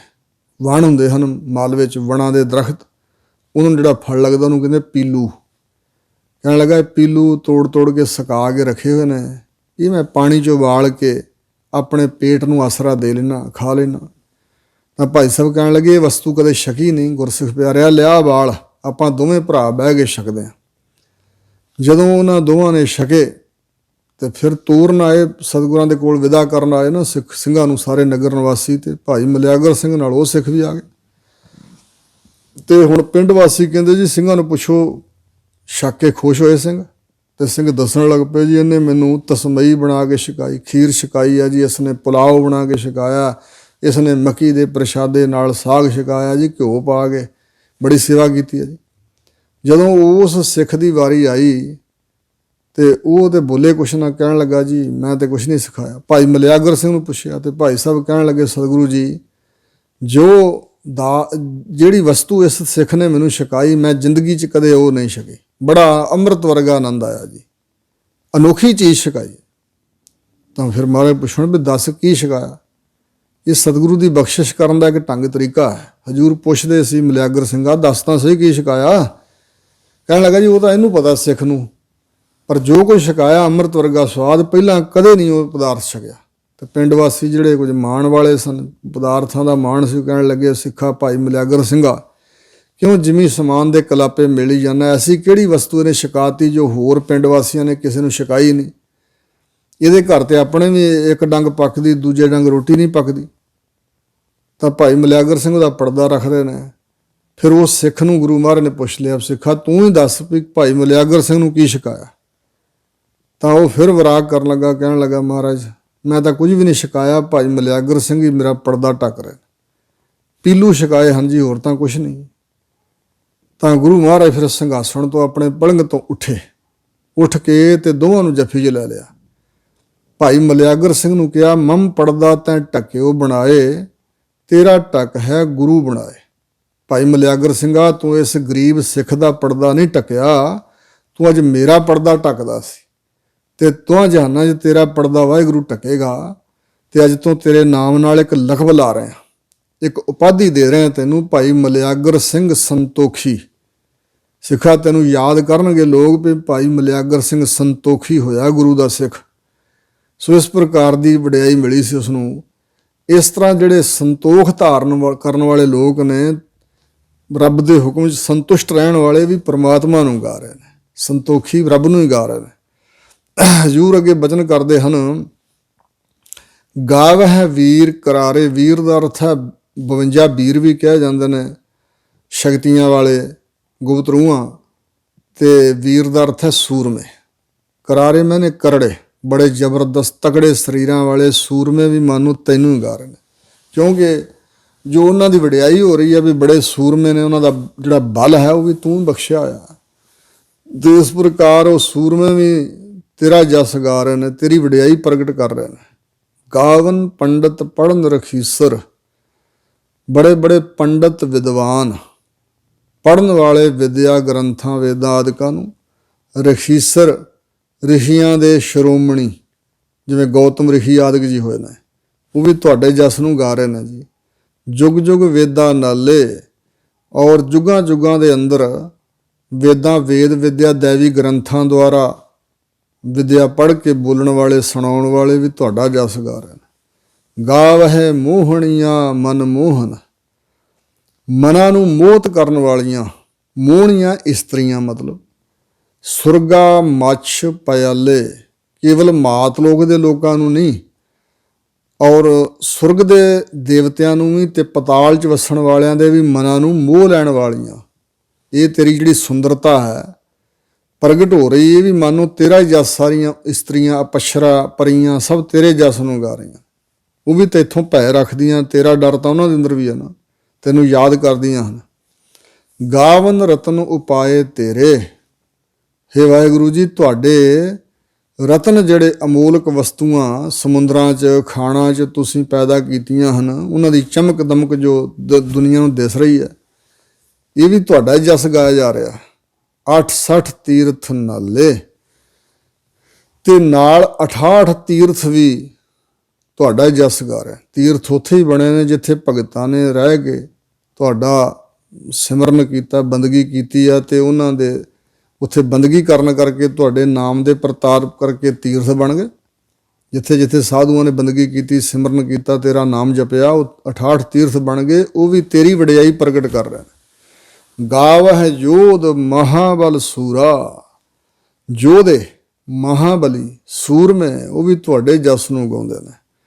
ਜਿਵੇਂ ਇੱਕ ਹੁੰਦਾ ਇੱਕ ਰਥੀ ਸੂਰਮਾ, ਇੱਕ ਹੁੰਦਾ ਮਹਾਰਥੀ ਸੂਰਮਾ, ਤੇ ਇੱਕ ਹੁੰਦਾ ਅਤ ਰਥੀ ਸੂਰਮਾ। ਜਿਹੜਾ ਇਕੱਲੇ ਨਾਲ ਇਕੱਲਾ ਲੜੇ ਉਹਨੂੰ ਇੱਕ ਰਥੀ ਕਿਹਾ ਜਾਂਦਾ। ਜਿਹੜਾ ਸੈਂਕੜਿਆਂ ਦੀ ਭੀੜ ਅਗਲੇ ਪਾਸੇ ਹੋਵੇ ਦੁਸ਼ਮਣਾਂ ਦੀ, ਤੇ ਇਕੱਲਾ ਹੀ ਦੌੜੇ ਨਾ, ਡਰੇ ਨਾ, ਛੱਡ ਕੇ ਭੱਜ ਨਾ ਜਾਏ, ਪੂਰੇ ਬਾਹੂਬਲ ਦੇ ਨਾਲ ਲੜੇ।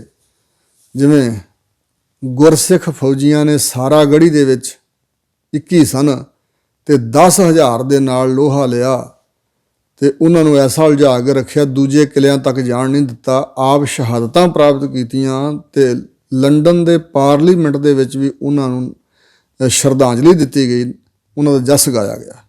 ਸੋ ਇਸ ਪ੍ਰਕਾਰ ਇਉਂ ਜਿਹੜੇ ਸੈਂਕੜਿਆਂ ਨਾਲ ਤੇ ਹਜ਼ਾਰਾਂ ਨਾਲ ਲੜਨ, ਜਿਵੇਂ ਲੱਖਾਂ ਦੇ ਨਾਲ ਲੜਨ। ਚਮਕੌਰ ਸਾਹਿਬ ਦੀ ਜੰਗ ਵਿੱਚ 40 ਸੂਰਮੇ ਸਿੱਖ ਗੁਰੂ ਗੋਬਿੰਦ ਸਿੰਘ ਮਹਾਰਾਜ ਦੇ ਨਾਲ ਸਨ, ਤੇ ਲੱਖਾਂ ਦੀ ਗਿਣਤੀ 'ਚ 10 ਲੱਖ ਤਾਂ ਗੁਰੂ ਕਲਗੀਧਰ ਪਾਤਸ਼ਾਹ ਨੇ ਆਪ ਲਿਖਿਆ, ਤੇ 10 ਲੱਖ ਦਾ ਘੇਰਾ ਦੁਆਲੇ ਹੋਵੇ ਤੇ ਆਮ ਵਿਅਕਤੀ ਦੇ ਤੇ ਉਂਝ ਹੀ ਪ੍ਰਾਣ ਨਿਕਲ ਜਾਂਦੇ ਨੇ ਡਰਦੇ ਹੋਏ ਦੇ। ਪਰ ਉਹ ਕਿੱਡੇ ਕੁ ਮਰਦਊ ਪੁਣੇ ਵਾਲੇ ਸਿੰਘ ਸਨ, ਜਿਨ੍ਹਾਂ ਨੇ ਲੱਖਾਂ ਦੇ ਨਾਲ ਆਢਾ ਲਿਆ, ਤੇ ਫਿਰ ਵੀ ਆਪਣੇ ਗੁਰੂ ਨੂੰ ਸਹੀ ਸਲਾਮਤ ਉੱਥੋਂ ਕੱਢ ਦਿੱਤਾ। ਇਹ ਦੁਸ਼ਮਣ ਦੀ ਹਾਰ ਹੈ, ਜਿੱਤ ਨਹੀਂ ਹੈ।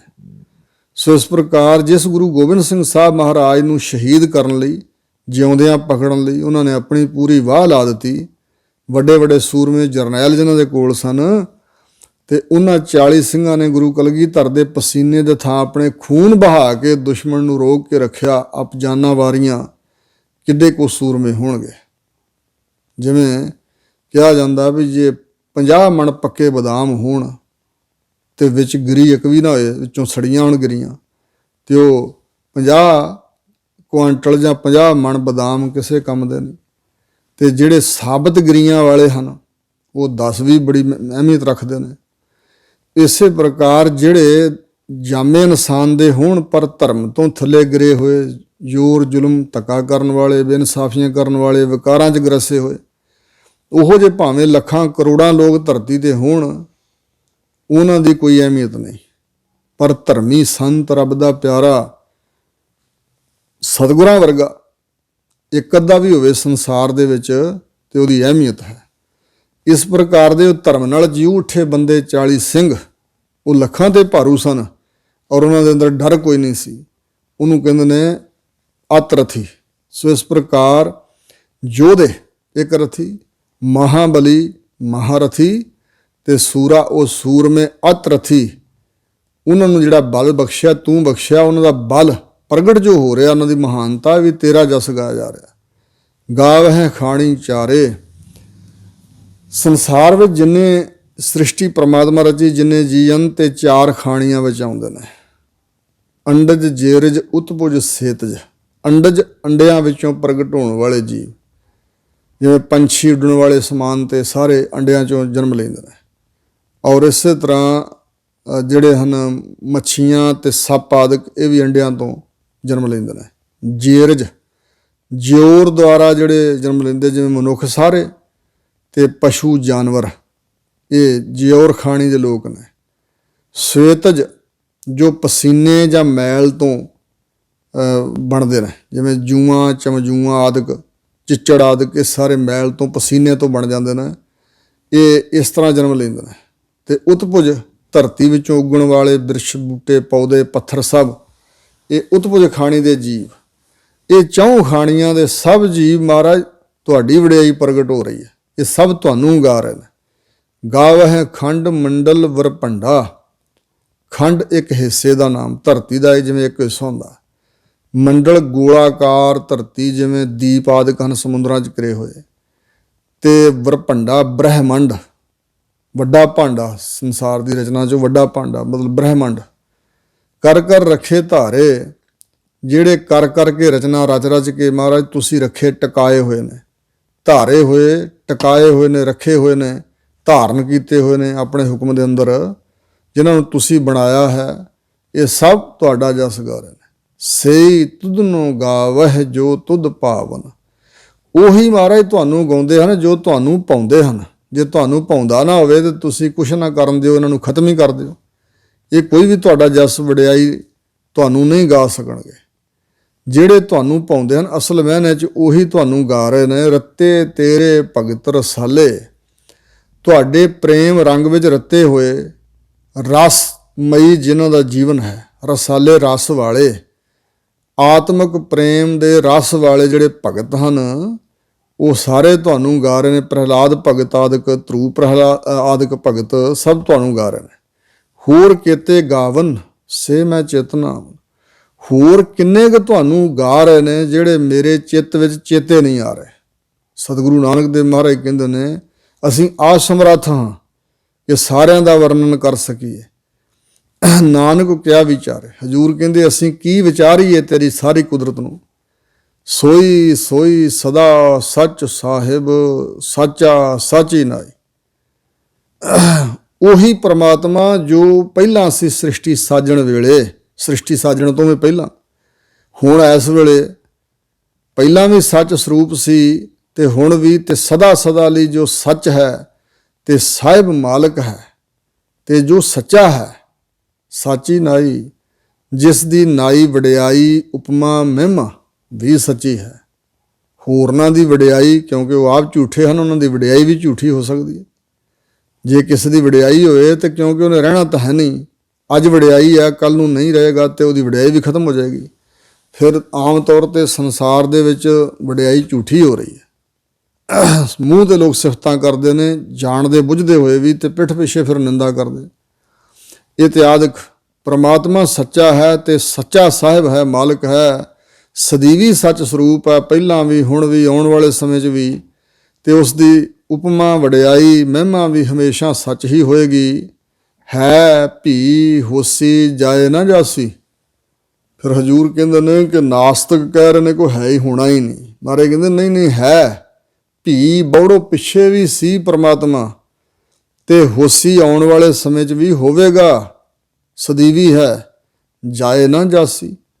ਨਾ ਕਿਤੇ ਜਾਂਦਾ ਹੈ, ਨਾ ਜਾਸੀ ਨਾ ਜਾਵੇਗਾ। ਨਾ ਜਾਏ ਜਨਮ ਲੈਂਦਾ ਹੈ, ਤੇ ਨਾ ਜਾਸੀ ਮਰੇਗਾ, ਕਿਸੇ ਪਾਸੇ ਚਲੇ ਜਾਏਗਾ, ਮਰ ਕੇ ਲੋਕ ਚਲੇ ਜਾਂਦੇ ਨੇ ਨਾ। ਇਸ ਤਰ੍ਹਾਂ ਨਾ ਤਿਸ ਬਾਪ ਨਾ ਮਾਏ ਕਿਨ ਤੂੰ ਜਾਇਆ, ਨਾ ਕਿਸ ਦਾ ਜਾਇਆ ਪੈਦਾ ਕੀਤਾ ਹੋਇਆ ਜਨਮ ਹੋਇਆ ਉਸਦਾ, ਨਾ ਜਾਸੀ ਨਾ ਜਾਵੇਗਾ। ਰਚਨਾ ਜਿਨ ਰਚਾਈ, ਜਿਸ ਪ੍ਰਮਾਤਮਾ ਨੇ ਇਹ ਸਾਰੀ ਬਨਾਵਟ ਬਣਾਈ ਹੈ, ਇਹ ਕੁਦਰਤ ਸਾਰੀ ਦੀ ਰਚਨਾ ਕੀਤੀ ਹੈ। ਰੰਗੀ ਰੰਗੀ ਭਾਤੀ ਕਰ ਕਰ ਜਿਨਸੀ, ਅਨੇਕਾਂ ਪ੍ਰਕਾਰ ਦੇ ਰੰਗ ਭਰੇ ਹਨ ਵਾਹਿਗੁਰੂ ਨੇ। ਆਸਟ੍ਰੇਲੀਆ ਦੇਸ਼ ਦੇ ਵਿੱਚ ਇੱਕ ਵਾਰੀ ਕੁਝ ਤੋਤੇ ਵੇਖੇ ਦਾਸ ਨੇ, ਇਹ ਉਹਨਾਂ ਦੇ ਇੱਕ ਇੱਕ ਤੋਤੇ ਵਿੱਚ ਅਨੇਕਾਂ ਰੰਗ ਭਰੇ ਹੋਏ ਨੇ। ਪਰਮਾਤਮਾ ਨੇ ਆਪਣੀ ਕੁਦਰਤ ਦੇ ਅੰਦਰ ਕਿੰਨੇ ਕੁ ਰੰਗ ਭਰ ਦਿੱਤੇ ਹਨ, ਤੇ ਕਿੱਡੀ ਕਾਰੀਗਰੀ ਹੈ ਵਾਹਿਗੁਰੂ ਜੀ ਦੀ, ਬਿਆਨ ਨਹੀਂ ਹੋ ਸਕਦੀ। ਅਨੇਕਾਂ ਰੰਗਾਂ ਦੀ, ਤੇ ਅਨੇਕਾਂ ਭਾਂਤਾਂ ਦੀ, ਕਿਸਮਾਂ ਦੀ, ਤੇ ਅਨੇਕਾਂ ਫਿਰ ਜਿਣਸਾਂ ਦੀ। ਅਨੇਕਾਂ ਜਿਣਸਾਂ ਪਰਮਾਤਮਾ ਨੇ ਬਣਾ ਦਿੱਤੀਆਂ। ਰੁੱਖ ਹੈ ਔਰ ਉਹਦੀਆਂ ਕਈ ਅੱਗੇ ਜਿਣਸਾਂ ਨੇ, ਕੋਈ ਹੋਰ ਚੀਜ਼ਾਂ ਉਹਦੀਆਂ ਜਿਣਸਾਂ ਨੇ। ਇਸ ਤਰ੍ਹਾਂ ਰੰਗਾਂ ਦੀ, ਭਾਂਤਾਂ ਦੀ ਕਈ ਤਰ੍ਹਾਂ ਦੀਆਂ ਜਿਣਸਾਂ ਬਣਾ ਦਿੱਤੀਆਂ ਵਾਹਿਗੁਰੂ ਜੀ ਨੇ। ਮਾਇਆ ਜਿਹਨੂੰ ਪਾਈ, ਔਰ ਜਿਸ ਪਰਮਾਤਮਾ ਨੇ, ਇਹ ਸਾਰੀ ਹੈ ਤਾਂ ਮਾਇਆ ਹੀ। ਮਾਈ ਮਾਇਆ ਤ੍ਰੈਗੁਣ ਪ੍ਰਸੂਤ ਜਮਾਇਆ, ਹੈ ਛਲ ਰੂਪ ਪਰ ਰਚੀ ਹੋਈ ਦਿਖਾਈ ਦਿੰਦੀ ਹੈ ਜ਼ਰੂਰ ਪਰ ਨਾਸਵੰਤਾ ਹੈ। ਜਿਸ ਪਰਮਾਤਮਾ ਨੇ ਉਪਾਈ ਹੈ ਉਸ ਦਾ ਚੇਤਾ ਕਰਨਾ ਚਾਹੀਦਾ। ਉਸ ਦੀ ਵਡਿਆਈ ਸਤਿਗੁਰੂ ਕਰ ਰਹੇ ਨੇ ਜਿਸ ਨੇ ਇਹ ਮਾਇਆ ਰਚੀ ਹੈ। ਜਿਵੇਂ ਕਬੀਰ ਜੀ ਕਹਿੰਦੇ ਨੇ, ਚੱਚਾ ਰਚਤ ਚਿੱਤਰ ਹੈ ਭਾਰੀ। ਚੱਚੇ ਅੱਖਰ ਰਾਹੀਂ ਕਬੀਰ ਜੀ ਕਹਿ ਰਹੇ ਨੇ ਕਿ ਇਹ ਰਚਿਆ ਹੋਇਆ ਚੱਚਾ ਰਚਤ ਚਿੱਤਰ ਹੈ ਭਾਰੀ, ਬੜਾ ਵੱਡਾ ਪਰਮਾਤਮਾ ਨੇ ਚਿੱਤਰ ਬਣਾਇਆ। ਚੱਚਾ ਰਚਤ ਚਿੱਤਰ ਹੈ ਭਾਰੀ, ਤਰ ਚਿੱਤਰ ਹੈ। ਮਹਾਰਾਜ ਕਹਿੰਦੇ ਬਿਰਤੀ ਵਿੱਚੋਂ, ਹਿਰਦੇ ਵਿੱਚੋਂ ਜਿਹੜਾ ਚਿੱਤਰ ਦੇ ਨਾਲ ਲਗਾਅ ਬਣਾ ਲਿਆ ਨਾ ਤੁਸੀਂ ਇਸ ਚਿੱਤਰਕਾਰੀ ਨਾਲ, ਉਹਨੂੰ ਛੱਡੋ। ਚੇਤੋ ਚਿਤਕਾਰੀ, ਪਰਮਾਤਮਾ ਦੀ ਕੁਦਰਤ ਦੇ ਵਿੱਚ ਰਹਿੰਦੇ ਹੋਏ ਇਸ ਕੁਦਰਤ ਵਿੱਚ ਗਲਤਾਨ ਨਾ ਹੋ ਜਾਓ, ਇਹਦੇ ਮੋਹ ਵਿੱਚ ਗਰਸੇ ਨਾ ਜਾਓ, ਬਲਕਿ ਕੁਦਰਤ ਵਿੱਚੋਂ ਕਾਦਰ ਦੇ ਝਲਕਾਰੇ ਪੈ ਰਹੇ। ਕਾਦਰ ਚੇਤੇ ਆਉਣਾ ਚਾਹੀਦਾ। ਵਡਿਆਈ ਸਿਫਤ ਕਾਦਰ ਦੀ ਹਿਰਦੇ ਚੋਂ ਫੁਰਨੀ ਚਾਹੀਦੀ ਹੈ। ਤਜ ਚਿੱਤਰਾ ਚੇਤੋ ਚਿਤਕਾਰੀ, ਚਿਤਕਾਰੀ ਚਿੱਤਰਕਾਰ ਜੋ ਬਣਾਉਣ ਵਾਲਾ ਇਸ ਰਚਨਾ ਨੂੰ, ਉਹਨੂੰ ਚੇਤੇ ਕਰੋ। ਚਿੱਤਰ ਬਚਿੱਤਰ ਇਹ ਹੈ ਅਵਚੇਰਾ। ਹਜੂਰ ਕਹਿੰਦੇ ਜਿਹੜਾ ਚਿੱਤਰ ਬਣਾਇਆ ਨਾ ਵਾਹਿਗੁਰੂ ਨੇ, ਰਚਨਾ ਸੰਸਾਰ ਮਾਇਆ ਰਚੀ ਹੈ, ਇਹ ਬੜਾ ਬਚਿੱਤਰ ਅਲੌਕਿਕ ਹੈ। ਇਹ ਹੈ ਅਵਚੇਰਾ। ਇਹੋ ਹੀ ਝਗੜਾ ਮਨੁੱਖ ਦੇ ਗਲ ਪੈ ਗਿਆ, ਤੇ ਇਹ ਸੋਹਣਾ ਬੜਾ ਲੱਗਦਾ ਸੰਸਾਰ ਇਹਦੇ ਵਿੱਚ ਖਚਤ ਹੋ ਗਿਆ। ਚਿੱਤਰ ਬਚਿੱਤਰ ਇਹ ਹੈ ਅਵਚੇਰਾ, ਤਰ ਚਿੱਤਰ ਚਿਤ ਰਾਖ ਚਤੇਰਾ। ਚਿੱਤਰ ਨੂੰ ਛੱਡ ਦੇ ਤੇ ਚਿੱਤ ਵਿੱਚ ਚਤੇਰੇ ਨੂੰ ਰੱਖ ਲੈ। ਪਰਮਾਤਮਾ ਦੀ ਯਾਦ ਵਿੱਚ ਜੁੜ, ਵੇਖ ਵੇਖ ਕੇ ਕੁਦਰਤ ਨੂੰ, ਤੇ ਰੱਬ ਦੀ ਸਿਫਤ ਵਿੱਚ ਚਲਿਆ ਜਾ। ਵਾਹ ਦਾਤਾ ਤੂੰ ਕੈਸੀ ਕੁਦਰਤ ਬਣਾਈ ਆ, ਤੂੰ ਆਪ ਕਿੱਡਾ ਕੁ ਸੋਹਣਾ ਹੋਏਗਾ। ਜਿਸ ਨੇ ਇਹ ਰਚਨਾ ਐਡੀ ਸੁੰਦਰ ਰਚੀ ਹੈ, ਉਹ ਪਰਮਾਤਮਾ ਆਪ ਕਿੱਡਾ ਵੱਡਾ ਸੁੰਦਰ ਸਰੂਪ ਹੈ। ਐਸਾ ਖਿਆਲ ਉਪਜਣਾ ਚਾਹੀਦਾ। ਹਜੂਰ ਕਹਿੰਦੇ ਨੇ, ਕਰ ਕਰ ਵੇਖਿਆ ਕੀਤਾ ਆਪਣਾ। ਆਪਣੇ ਕੀਤੇ ਹੋਏ ਨੂੰ ਕਰ ਕਰਕੇ, ਰਚਨਾ ਰਚ ਕੇ ਫਿਰ ਆਪਣੇ ਕੀਤੇ ਨੂੰ ਆਪ ਵੇਖਦਾ। ਵੇਖਣ ਤੋਂ ਮਤਲਬ ਸੰਭਾਲ ਕਰਨੀ ਵੀ ਹੈ। ਜਿੰਨੀ ਕੁਦਰਤ ਪਰਮਾਤਮਾ ਨੇ ਰਚੀ ਹੈ ਤੇ ਰਚ ਰਿਹਾ, ਅੱਗੇ ਤੋਂ ਅੱਗੇ ਬਣਾ ਰਿਹਾ, ਇਹਨਾਂ ਸਭਨਾਂ ਨੂੰ ਵੇਖਦਾ ਵੀ ਆਪ ਹੈ, ਸੰਭਾਲ ਵੀ ਕਰ ਰਿਹਾ। ਜਿਵ ਤਿਸ ਦੀ ਵਡਿਆਈ, ਜਿਵੇਂ ਉਸ ਦੀ ਵਡਿਆਈ ਉਹਦੀ ਕੁਦਰਤ ਹੈ, ਜਿਵੇਂ ਉਸ ਦੀ ਮੌਜ ਹੈ, ਜਿਵੇਂ ਉਸ ਦੀ ਰਜਾ ਹੈ, ਉਹਦੇ ਅਨੁਸਾਰ ਉਹ ਵੇਖ ਰਿਹਾ ਸਾਰੀ ਕੁਦਰਤ ਨੂੰ।